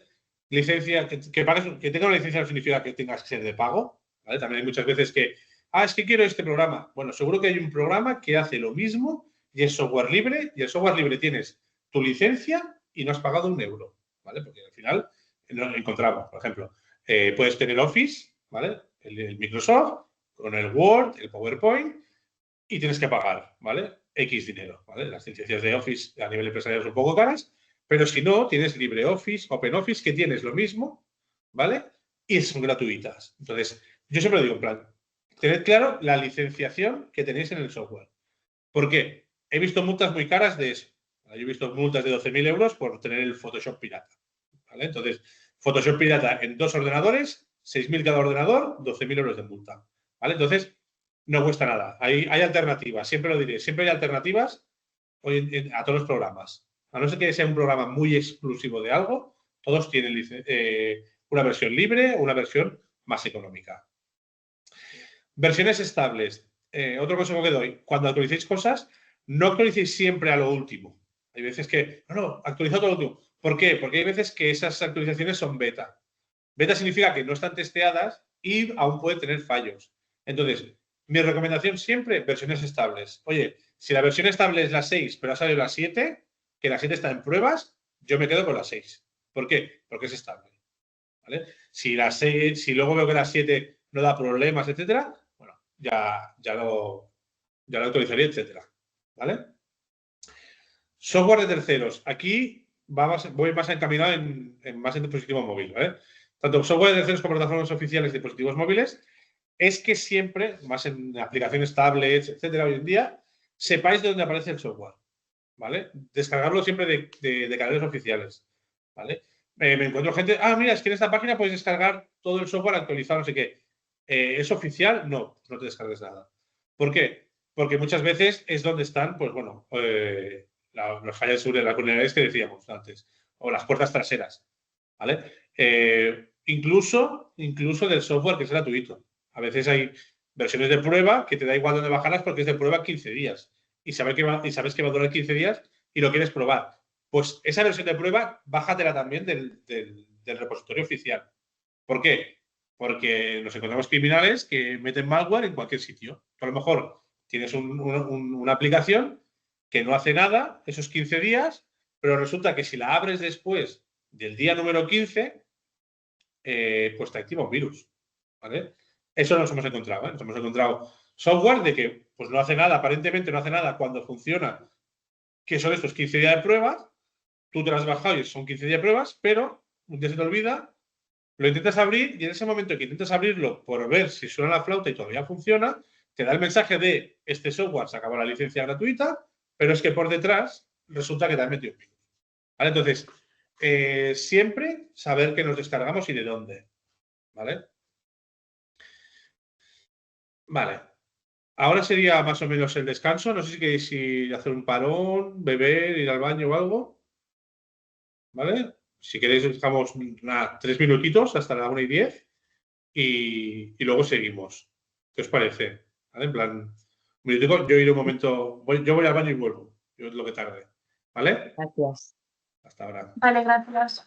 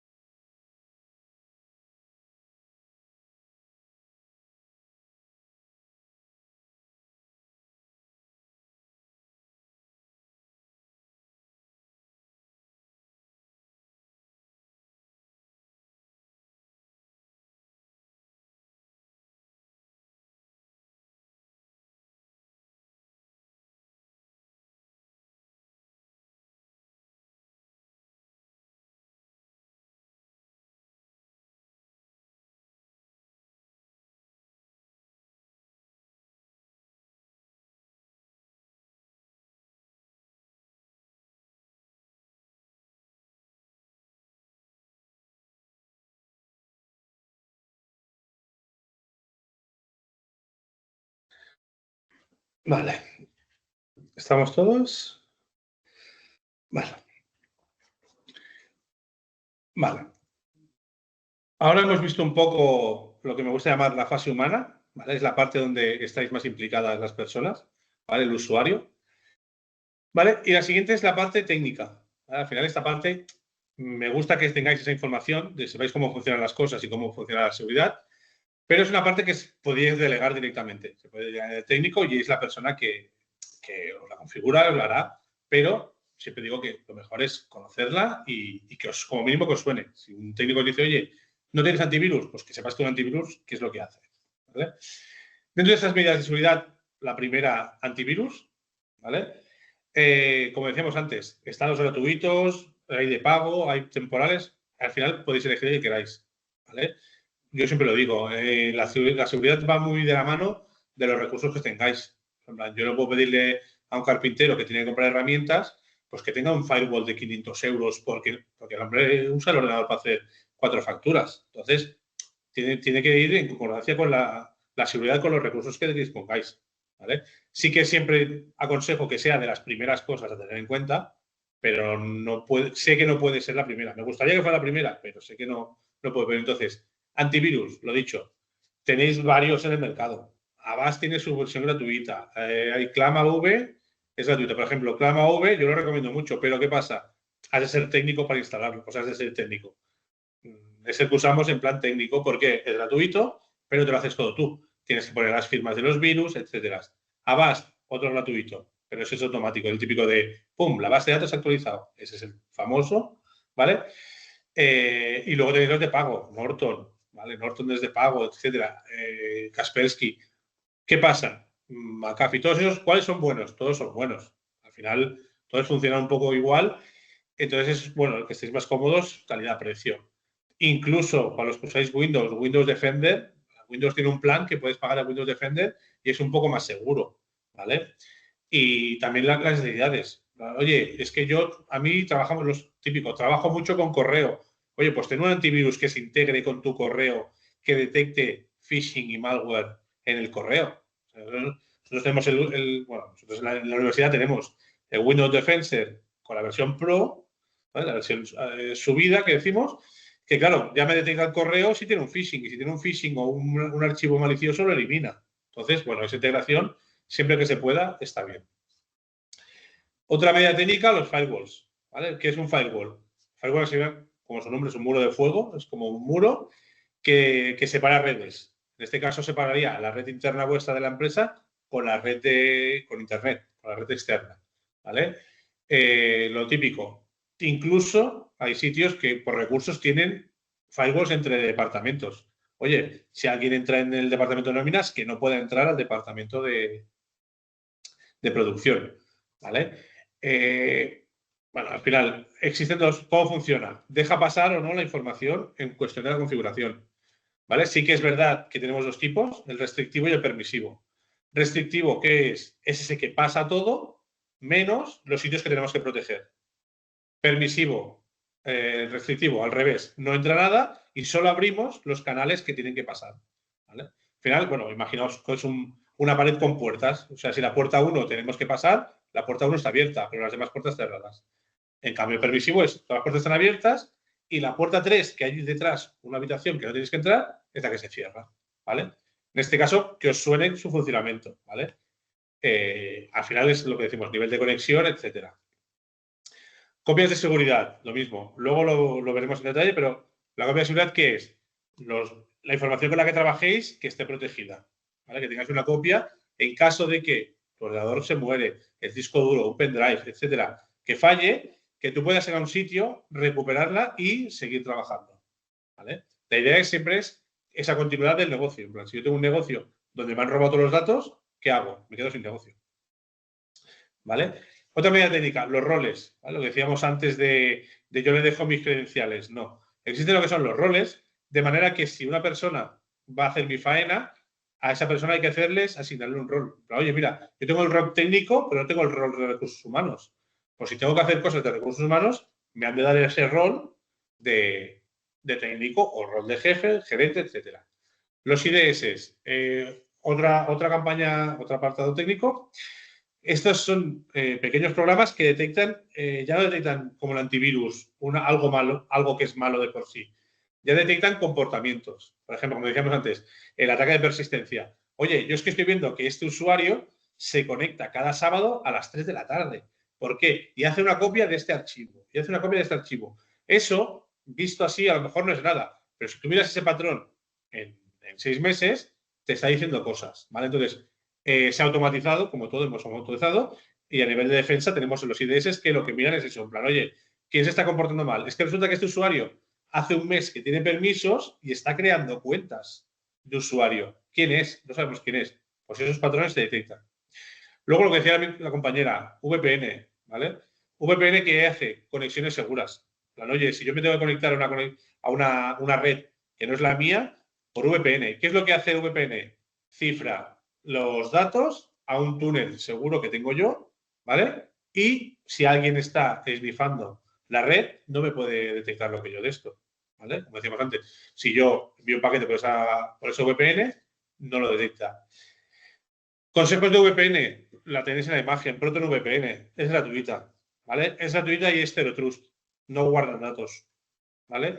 Se usa mucho en hacking, es verdad, pero es por eso, no guardan nada de información. Otras VPN nos hemos encontrado que algo de información guardan. Como mínimo, miran dónde te conectas, guardan información de horarios, etc. ProtonVPN no guarda nada. Estamos asegurados de que no guarda nada y, bueno, es una que suelo recomendar. Gestión de contraseñas, la parte técnica, lo que hemos visto antes, ¿vale? Siempre podéis tener esa parte técnica que podéis tener local directamente y muchas veces incluso los sistemas a nivel técnico podéis forzar esas cosas. Por ejemplo, nosotros tenemos puesto que cada 3 meses sí o sí un usuario tiene que cambiar la contraseña. Otra gestión de las contraseñas que ocurre en el sistema y no en el usuario es que no puedes repetir contraseñas. Por ejemplo, nosotros por política, si tú has usado, yo qué sé, si yo he usado Sara28, esta siguiente contraseña no puede ser Sara28. He de cambiarla y poner otra que no tenga ni el mismo patrón incluso. Si Sara28, pues puedo poner 27 Sara, pero no me deja modificar. ¿Vale? En cuanto a medidas técnicas, ahora os voy a enseñar el mapa. ¿Por qué las explicamos? Porque es todo eso que funciona a nivel de seguridad cuando no estáis delante del ordenador. ¿Vale? En plan, oye, tu sistema hoy en día lo tenemos 24 horas conectado, ¿vale? Y aquí quiero que veáis, a ver si se abre.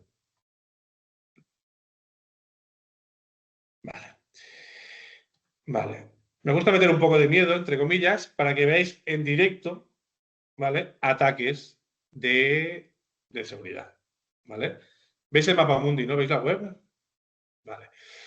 Todas estas lucecitas son ataques en tiempo real, ¿vale? Y dices, hombre, es que a lo mejor aquí están durmiendo, da igual que estén durmiendo. Hay alguien desde África haciendo ataques. ¿Qué dice alguien? Dice un dispositivo, incluso aquí.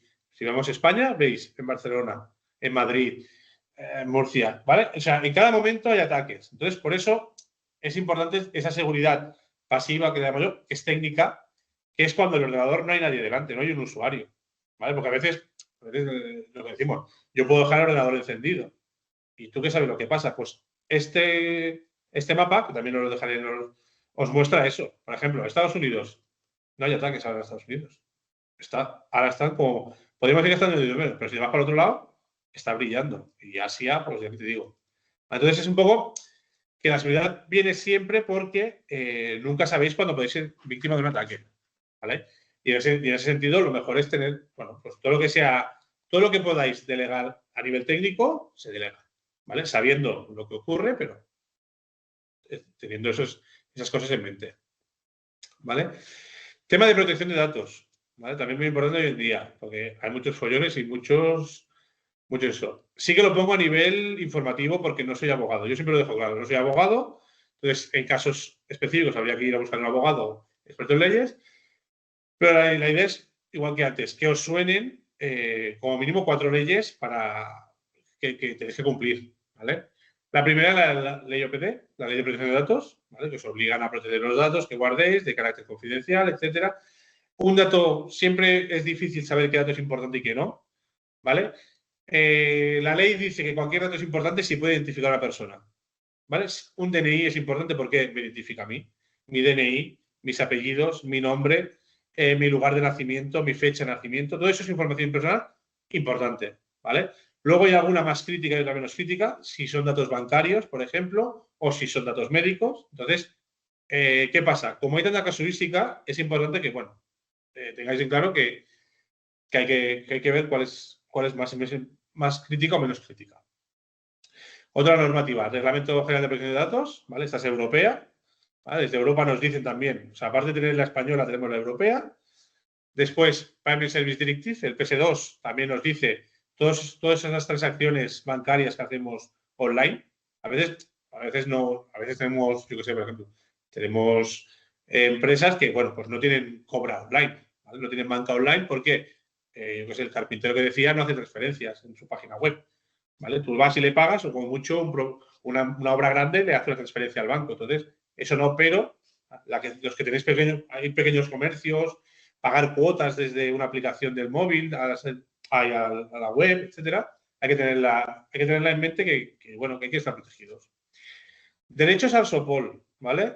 Esos derechos los explico tanto como usuarios y como protectores, es que cualquier persona tiene derecho a consultar los datos que tenéis de esa persona. O sea, si yo me identifico, hola, soy Isidro, este es mi DNI, ¿tienes datos míos? Tú me tienes que dar los datos que tengas. Incluso si no los tienes.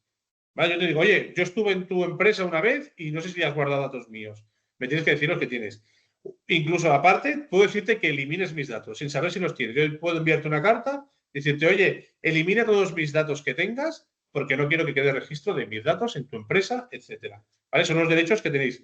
Incluso al revés, ¿eh? O sea, vosotros como entidad o como empresa o como persona podéis pedirlos, ¿eh? A un cliente, a un proveedor, decir, oye, ¿qué datos tienes de mí como cliente tuyo? Ah, pues tengo esos datos, bórralos. Nosotros, yo qué sé, mi empresa, ¿vale? Yo qué sé, mi ferretería Puig, te pide que por favor borres los datos que tengas de ferretería porque no te vamos a comprar más o no queremos, etcétera. No queremos que haya filtraciones, ¿vale? Entonces, son unos derechos que me gusta recordar que están para los dos lados. Un cliente nos puede preguntar eso y podemos exigir a nuestros proveedores que lo cumplan.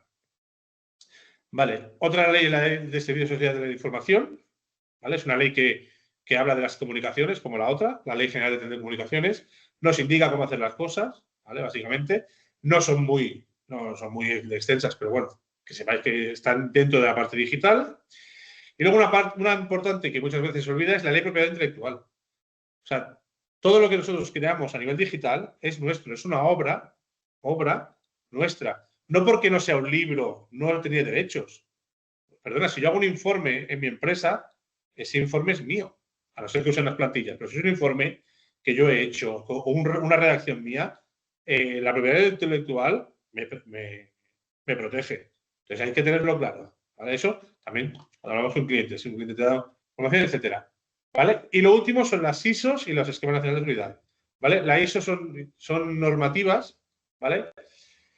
No son del todo obligatorias, ¿vale? No son obligatorias hasta que no cumples ciertos requisitos. Por ejemplo, el esquema nacional de seguridad es obligatorio en caso de que trabajes con la administración pública. Si tú no trabajas con la administración pública, no estás obligado a cumplirla. Pero en el momento que cumples alguno de los requisitos, has de pasarla, ¿vale? Y la ISO lo mismo. No está, pero tú puedes pasar esas certificaciones, ¿vale? Y que te dan ese nivel de decir, oye, mira, yo tengo una ISO 27001 que indica que yo hago las cosas más seguro que una persona no las tiene, ¿vale? A nivel de editaciones, ¿vale? Y el Sistema Nacional de Seguridad directamente estamos obligados si trabajamos. Yo qué sé, yo ahora, por ejemplo, voy a hacer una auditoría a un ayuntamiento, yo no puedo hacer una auditoría de un ayuntamiento aquí local si yo no cumplo el Esquema Nacional de Seguridad. Entonces, bueno, eso que conozcamos. Los dos iconos que veis, las dos imágenes, dentro de la protección de datos hay una cosa que se llama cifrado de datos. Una cosa importante es el cifrado de datos, ¿vale? ¿Qué es? Proteger los datos de gente externa, ¿vale? Os he dejado los dos típicos. El Veracrypt es el Office, el gratuito que funciona tanto para Windows como para Mac, etcétera. Y el otro es BitLocker, que es la de Windows, que ya por defecto, ¿vale? No he puesto el icono de Apple. Apple tiene el File Vault, ¿vale? Que es otra opción. que lo que hacen esas aplicaciones al final es encriptar con una contraseña los datos con los que trabajéis, ¿vale? Los discos, etc. Un consejo que siempre doy, o recuerdo, apuntar, esa contraseña es la más importante de todas, ¿vale? Yo un disco duro que venga encriptado con alguna aplicación de aquí, no hay manera de sacar información. Y la manera que hay es demasiado cara, ¿vale?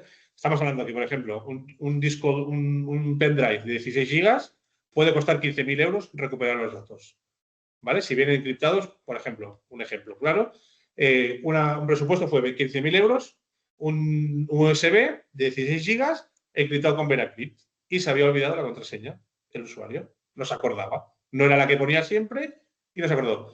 Había que hacerlo porque era mandato judicial. 15.000 euros costó una aplicación que hay, ¿vale? Que es una licencia muy cara, ¿vale? Entonces, ¿se puede conseguir? Sí, en porcentaje, porque se recuperó el 83% de la información, pero costó 15.000 euros. Entonces, yo siempre lo pongo en la mesa en plan, siempre que pase eso, vigilar.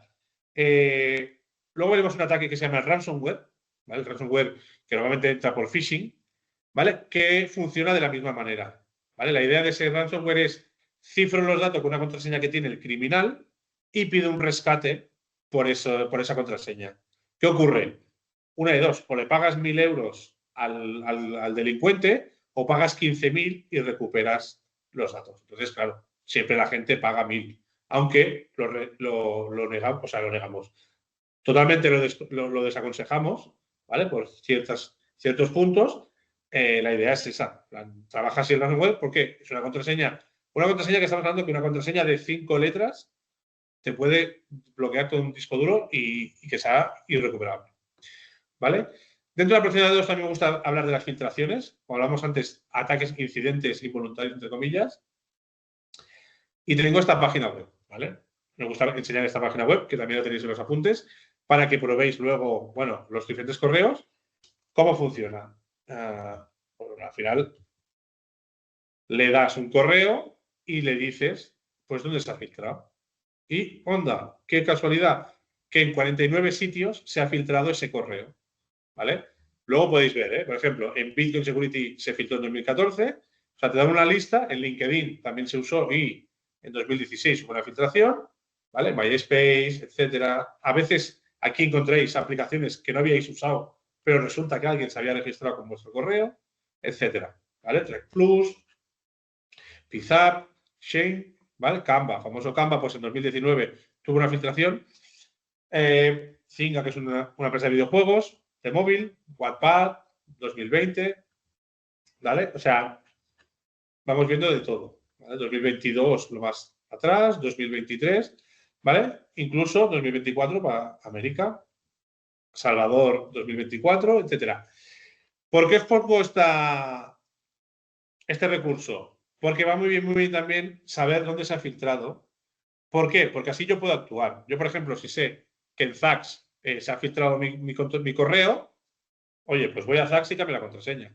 ¿Por qué? Por si acaso, como decíamos antes, esa rotación, ¿vale? Pues oye, yo la cambio y si ha pasado algo, se ha filtrado, pues me curo en salud, ¿vale? Entonces, bueno, la contraseña es una página web que, bueno, siempre recomiendo tener ahí en favoritos para de vez en cuando ver que se ha podido filtrar, etcétera.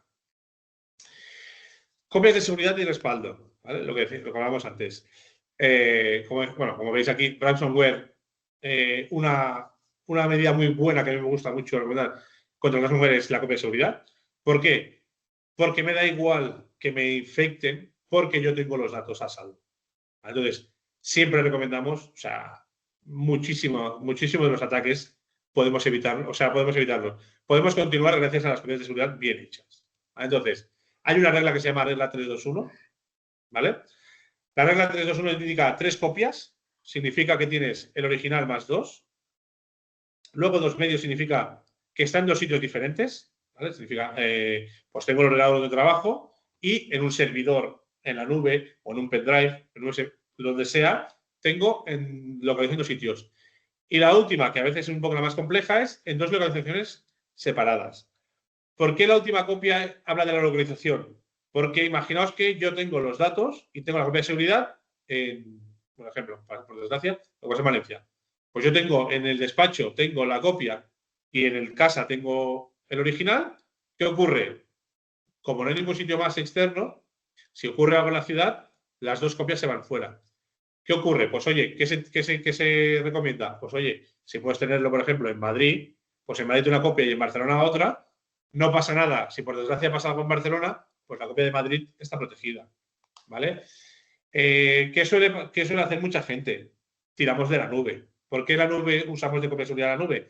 Porque no está en nuestro país, directamente no está en nuestro país. ¿Vale? La nube de Google me parece que está en Irlanda. O sea, si pasa algo en Irlanda, yo tengo la copia original.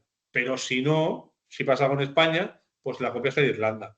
¿Vale? Entonces, la idea es que si ocurre algo como, oye, mira, me han infectado el ransomware, pues que pueda recuperar los datos de algún sitio y seguir trabajando, ¿vale? Un punto muy importante para eso, recuperación de desastres, que llamo. ¿Cómo recuperamos los datos? O sea, hay mucha gente que nos hemos encontrado, hacen copias de seguridad, las automatizan, por ejemplo, para cada viernes a última hora se haga la copia, que ya no trabaja nadie y se va guardando, etcétera. Genial. ¿Qué ocurre? Que luego resulta que nadie sabe recuperar esos datos. Porque resulta que se comprimen con un programa y se almacenan no sé dónde. Y luego cuando dices, oye, vale, ha pasado esto, ¿cómo recuperamos? Ah, no se puede recuperar.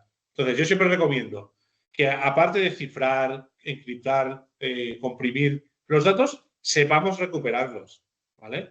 Hay veces que una copia de seguridad es tan fácil como copiar la carpeta en un USB y te llevas el USB. Esa es la copia de seguridad más fácil. Pero hay copias de seguridad con mucho volumen de datos que lo que se hace es eso. Se comprimen, se cifran, etcétera. Entonces, luego, si se hacen todos esos procesos, que se sepan deshacer. ¿Bien? Vale. Vamos llegando al final. Inteligencia artificial. ¿Vale? Antes no estaba esta diapositiva, pero bueno, desde el año pasado ya va siendo hora de ir poniéndola por los problemas que conlleva. ¿Vale? Podéis usarlas más o menos, ¿vale? Sirve para lo que sirven. Siempre la vemos como una herramienta, ¿vale? Y los principales problemas que tenemos con la inteligencia artificial, los primeros son los deepfakes, ¿vale? Que son los bulos, ¿vale? Que son todas esas noticias o datos que son falsos. Directamente se han hecho con IA y entonces, claro, no sabemos si es verdad, es mentira, qué ocurre, qué no ocurre. ¿Para qué se usan en términos de seguridad delictivos? Por ejemplo, clonación de vídeo, hay clonación de audio, como decíamos antes. Me están llamando y a la vez que estoy teniendo una llamada, se están clonando la voz con alguien conocido. ¿Vale? De ahí la frase. O incluso que nos pasen imágenes. ¿Vale? Una imagen hecha con ordenador. Mira, es que he visto, ha pasado esto, o vídeos. Entonces, ¿qué ocurre? Hoy en día es muy difícil. O sea, cada vez es más difícil identificar los deepfakes. A ver, antiguamente, o sea, cuando empezó esto en 2023, por ejemplo, yo recuerdo que todas las imágenes de personas tenían 7 dedos. Ahora ya no. Ahora te hace una imagen de una persona normal y bien hecha, y con detalles, y con 2 ojos, y simétricos, etcétera. Entonces, cada vez es más difícil los deepfakes. Ojo, que los deepfakes muchas veces son imágenes que van acompañadas de un texto que también ha hecho una IA y ves una noticia que parece verdad y es mentira. Entonces, ¿qué pasa? Hay que empezar a entrenarse en ese sentido de, oye, vamos a saber filtrar y ser críticos con la información. ¿Vale? Otro problema de la inteligencia artificial, la protección de datos, que decíamos antes. La IA no es nuestra. A no ser que la montemos en la oficina, que se puede, estamos dándole información a una empresa externa. ¿Vale? Claro, cuando digo información, les digo, le subimos fotos, le subimos datos, le subimos muchísimas cosas, como que se queda en un sitio cerrado y no es cerrado. Las cosas como son. Estoy entrenando una IA que tiene miles de accesos a información de todos los lados. Entonces, ojito con lo que subamos. Yo, por ejemplo, a nivel de protección de datos, siempre aconsejo usar lo que llamo un muñeco de paja. Pero, oye, no hablo de mí, como yo trabajo en informática, ¿qué puedo? No, directamente, oye, una persona que tuviera esta experiencia o que tuviera esto, ¿vale? Intento buscar que no sepa la IA que hablo de mí, ¿vale? O hablo de un cliente. Tengo un cliente, no voy a decir, tengo un cliente que, no sé, soy fisioterapeuta. Tengo un cliente que le duele la cuarta vértebra. No le digo que yo soy fisioterapeuta. Le diré, oye, en el caso de que una persona de tanta edad le fallara, tuviera problemas en la espalda, ¿vale? Entonces, intentamos ser un poco, quitar esa parte humana, ¿vale? De esos datos que le damos, ¿vale? Y por último, en la ingeniería de PROM es el uso que damos de la información que nos da la IA, porque no es todo 100% veraz. A veces no es como Google, que tú preguntabas y te daba información de páginas donde tú revisar. Aquí directamente te está diciendo, esto es así. Y nos estamos encontrando casos de que la gente se lo cree. No, esto es así. Por ejemplo, antes que hablaba de las leyes de protección de datos, hay gente que le pregunta a ChatGPT, oye, ¿puedo hacer esto en mi página web? ¿Es legal? Y te dice que sí. Porque resulta que la IA la consulta que tú estás haciendo en un servidor que está en Estados Unidos, y en Estados Unidos eso es legal. Pero resulta que tú estás en España. No le has puesto contexto a la guía. Entonces la IA no sabe si sí o si no. Tú sabes que lo único que sabes es que le has hablado en castellano y te contesta en castellano. O a lo mejor incluso se lo está inventando. A lo mejor no tiene datos o en ese momento no tiene acceso a la base de datos de información de leyes y se la inventa. O no está actualizada. Cosa que nos pasaba el año pasado era que los últimos datos eran de 2022. Si en 2024 te pregunto una cosa de leyes de 2020 y me contestas con lo último que tenías en 2022, la información era falsa. O sea, era falsa, no, era incompleta, ¿vale? Porque, por ejemplo, el Esquema Nacional de Seguridad se actualizó en 2022. Entonces, yo cuando preguntaba sobre el Esquema Nacional, me estaba contestando sobre la del 2010, que la del 2010 no estaba actualizada. Entonces, es un punto hoy en día en seguridad que hay que tener muy en cuenta, ¿vale? Y por último, pues me gusta dejar este ejercicio. Es un ejercicio que podéis ir haciendo en vuestras empresas entre todos, más o menos, que es un análisis de riesgos. ¿Vale? Al final es un poco tener esa conciencia de ver qué es lo que falla en vuestro negocio. ¿Vale? Un análisis de riesgos es cíclico, aunque esté en línea. ¿Vale? Cuando acabamos la fase 6 siempre volvemos a la fase 1. ¿Vale? ¿Por qué? Porque lo que decíamos antes, se van actualizando los recursos, se van actualizando la tecnología, se van actualizando el propio negocio vuestro, se va ampliando. Entonces, la idea es que, bueno, es un trabajo constante que hacer y es de lo primero que tenéis que hacer en seguridad. En plan, oye, vamos a ver en qué punto estamos y entonces sabes para dónde tenéis que ir. ¿Vale? La fase 1 es definir el alcance. A veces, una empresa es pequeña, una pyme, la puedes hacer todo junto. Pero a veces me encuentro empresas de 50 ordenadores donde, bueno, pues está la parte de recursos humanos y la parte de producción. Entonces, bueno, definir qué alcance, todo, la parte comercial solamente, etcétera. ¿Vale? Una vez tenemos la fase de alcance, vamos a definir los activos, identificar los activos. En plan, oye, vamos a hacer un ejemplo de la parte comercial. Hemos decidido que vamos a hacer la parte comercial. ¿Qué activos tiene la parte comercial? Pues resulta que la parte comercial tiene 2 portátiles que se lo llevan los comerciales en el coche cuando van a hacer visitas a los clientes.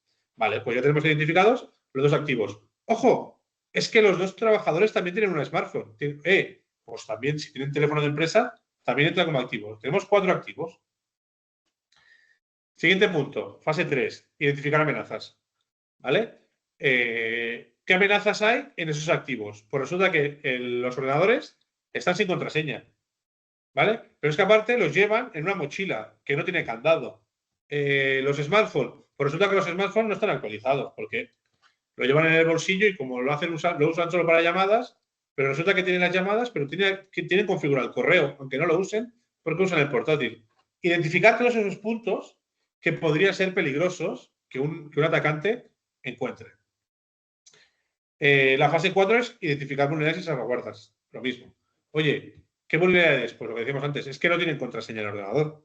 Pues oye, hay que mirar. ¿Qué antivirus tienen? No tienen antivirus, sí que tienen, está actualizado, no está actualizado, qué programas están usando, qué procesos hacen estos comerciales, etcétera. Una vez ya hemos identificado todo eso, evaluar los riesgos. ¿Vale? Como decíamos antes, ¿qué probabilidad hay de que le roben un teléfono a un comercial? Pues es más fácil que le roben el portátil, a lo mejor. Pues ese riesgo, lo que decíamos, ¿qué impacto tiene que te roben el teléfono móvil a un comercial? Pues muy alto. Entonces, ese riesgo se evalúa, ¿vale? Se hace como una pequeña tabla donde vas viendo qué es más peligroso. ¿Qué es más peligroso? ¿Que le roben el teléfono a un comercial o que tenga un accidente con el coche? Bueno, pues es más factible que le roben el teléfono en un descuido o que se lo incluya, ya no robar, que se lo deje olvidado en un cliente, ¿vale? Nosotros hemos encontrado casos de que, oye, pues ha desaparecido el móvil. Ha desaparecido el móvil, ¿cómo? Tenía activado el localizador. Oye, pues hemos visto que se ha dejado en tal oficina. ¿Qué hay en tal dirección?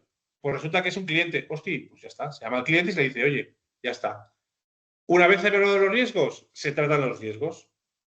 En este caso, dispositivos los móviles, activar geolocalización, activar factor de seguridad para desbloqueo, activar borrado a distancia, ¿vale? Para el portátil, generación de cuentas de usuario, ¿vale? Contraseñas, candados, etcétera, ¿vale? Todo eso se trata de los riesgos. Cuando hablamos de los riesgos, hay como 3 puntos importantes, ¿vale? Un riesgo podemos pues eliminarlo o reducirlo. Oye, si yo sé que instalando este programa, o sea, instalando un antivirus, se soluciona este riesgo, pues puedo hacerlo. Es que resulta que no tengo recursos. Bueno, pues no se mira. El siguiente punto es delegarlo. Si es un riesgo que no depende de nosotros, se delega. Oye, mira, es que yo no tengo recursos. Por ejemplo, una copia de seguridad. Es que no tengo recursos para hacer una copia de seguridad. Oye, pues contratamos una empresa que tiene discos duros donde podemos hacer copias de seguridad de nuestros datos y los protegen. ¿Vale? Entonces, en vez de tener yo un servidor extra en mi oficina, ¿vale? Con sus riesgos, pues ¿qué hago? Lo delego.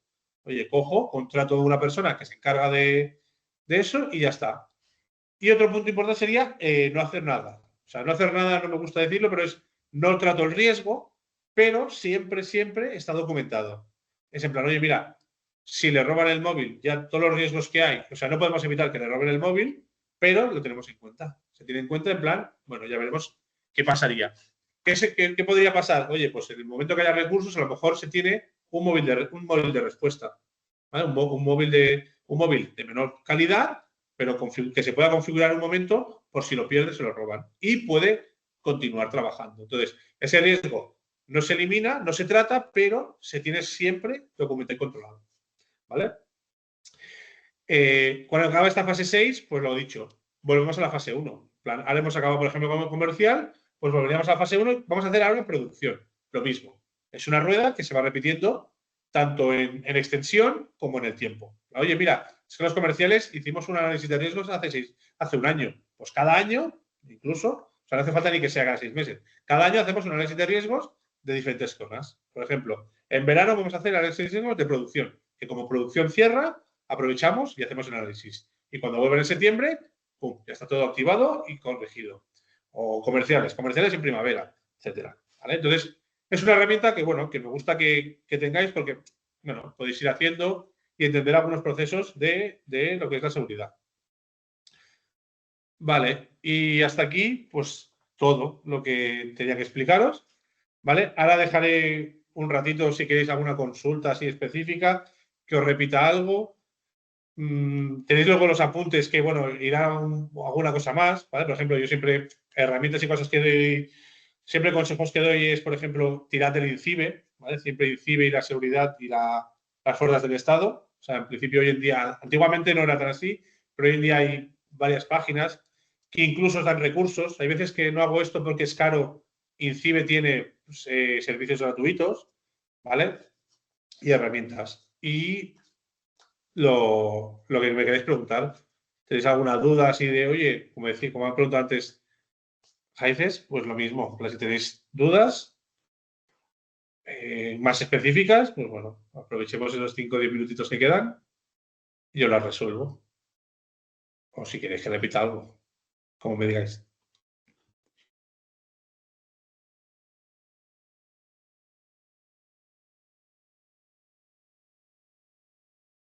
Todo muy claro. Vale. Sé también que, a ver, es mucha información, también lo sé que a veces es como que tengo dudas, pero tengo a lo mejor muchas preguntas. Pero bueno. Belén. Isidro, sí. Nada, Dime. muchas gracias, súper claro, súper interesante. Y yo tenía una pregunta en relación con una vez que se ha producido un tema de phishing, ¿qué hay que hacer? O sea, te cuento un caso concreto de alguien que copia o sea, que hace una suplantación de identidad, vamos, crea una cuenta diferente de una organización y nos llega a nosotros como que han cambiado el número de cuenta y se hace un pago a una cuenta que no es la correcta. Que no es la correcta, ¿vale? Vale, Entonces, sí. entiendo que ahí, pues bueno, ha habido una denuncia, pero las responsabilidades, ¿dónde están? O sea, nosotros nos han colado la historia, pero a quien han suplantado es a otra organización. Entonces... Vale, yo en ese caso, es un caso que hemos vivido. Lo primero es denunciar, ¿vale? La policía es un caso. Lo Sí. segundo, ponerse en contacto con el banco, por una sencilla razón. Tú el pago lo has hecho. Aquí hay muchas veces que parece que el problema sea del que paga y el problema es del que cobra. Porque tú has pagado, tú has pagado y delante del juez puedes decir, oye, yo pago ese servicio, pero me ha llegado a un sitio y yo no sabía que la cuenta no era esa. ¿Vale? Entonces, la culpa no es tuya. En ese sentido, la culpa no es tuya. Pero ¿qué pasa? Lo que nosotros hacemos siempre, denuncia, policía, luego al banco, que es el que puede cancelar ese envío. El banco, depende de qué tiempo, tiene unos tiempos y puedes denunciar y decir, oye, este ha sido un fraudulento, tíralo para atrás. Y pueden hacerlo, tienen medios. Lo que pasa es que es un poco complejo. Y luego, pues bueno, al final es eso. También es un tema de cómo os pasan los datos, como decíamos antes en el phishing. Asegurarte que quien te lo pasa es quien es, verificar que la cuenta, yo a veces te digo, aunque tenga que ser pesado, envíamela 2 veces y por 2 sitios diferentes. ¿Vale? Porque a veces incluso casos que nos ha pasado que no era phishing, pero resulta que el cliente ha cambiado de cuenta. Y por defecto, yo por ejemplo tengo una cuenta que yo la cambié, porque yo empecé en Santander y cambié de banco. Yo tuve que avisar, en plan, oye, tuve que avisar yo, decir, oye, no me pagues a la antigua, porque no va a llegar y te van a devolver y vas a tener problemas y a veces no se avisa. Entonces, la idea es verificar muy bien, luego por otro lado es verificar muy bien a dónde hacemos la entrega, porque por desgracia también te dan la información justa. A veces pasa de que, oye, voy a hacer una transferencia y me sale un nombre que no sé cuál es, pero yo no sé si ese nombre es un administrador de la empresa o es un criminal, porque a ver, el criminal tiene una cuenta bancaria también. Pero lo dicho, luego, a ver, al final es eso, en plan, denuncia y al banco. O sea, al momento que hay dinero por el medio, al banco. No puedes hacer nada.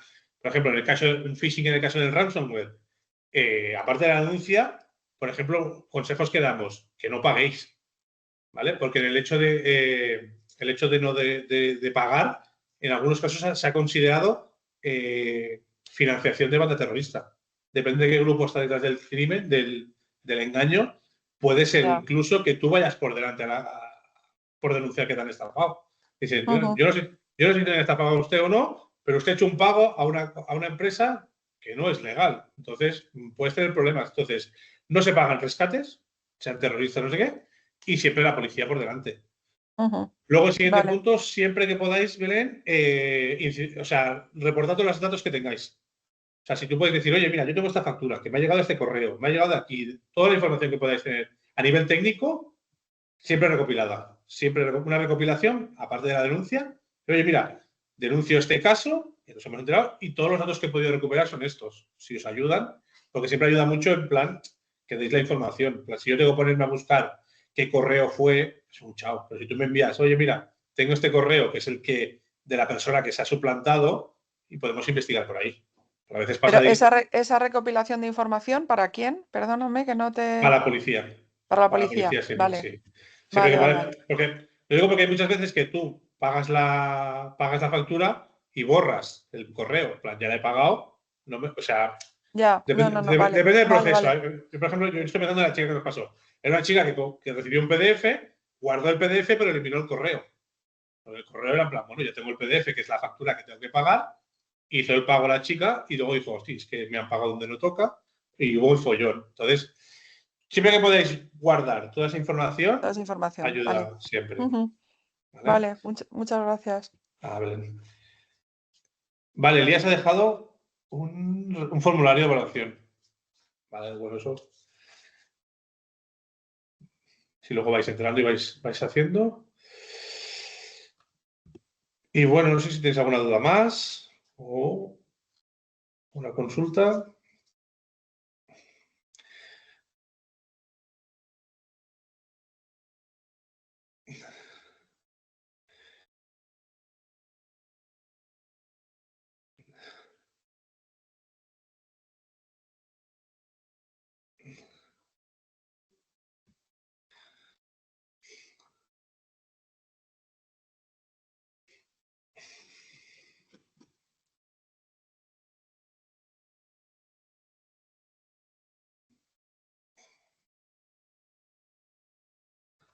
Muy bien, Enrique. Merci. Hasta luego. Pues nada, lo dejaremos aquí. Entonces, y lo dicho, en principio, si tenéis dudas, que estéis repasando el material o lo que sea, si no me equivoco, le podéis enviar un correo a Elías y que me lo haga llegar. ¿Vale? ¿Alguna duda? Decir, oye, es que no, esto no me salió con Isidro esto en directo, pero ahora sí, me lo enviáis y no hay problema. ¿Vale? Os puedo contestar. Si no, que os pase mis redes sociales, que estoy por ahí, y cualquier consulta, me decís, oye, soy del curso de la fundación. Punto. Ya está. ¿Vale? Un placer y muchísimas gracias por estar. Gracias a ti, Isidro. Chao. Placer. Gracias. Gracias.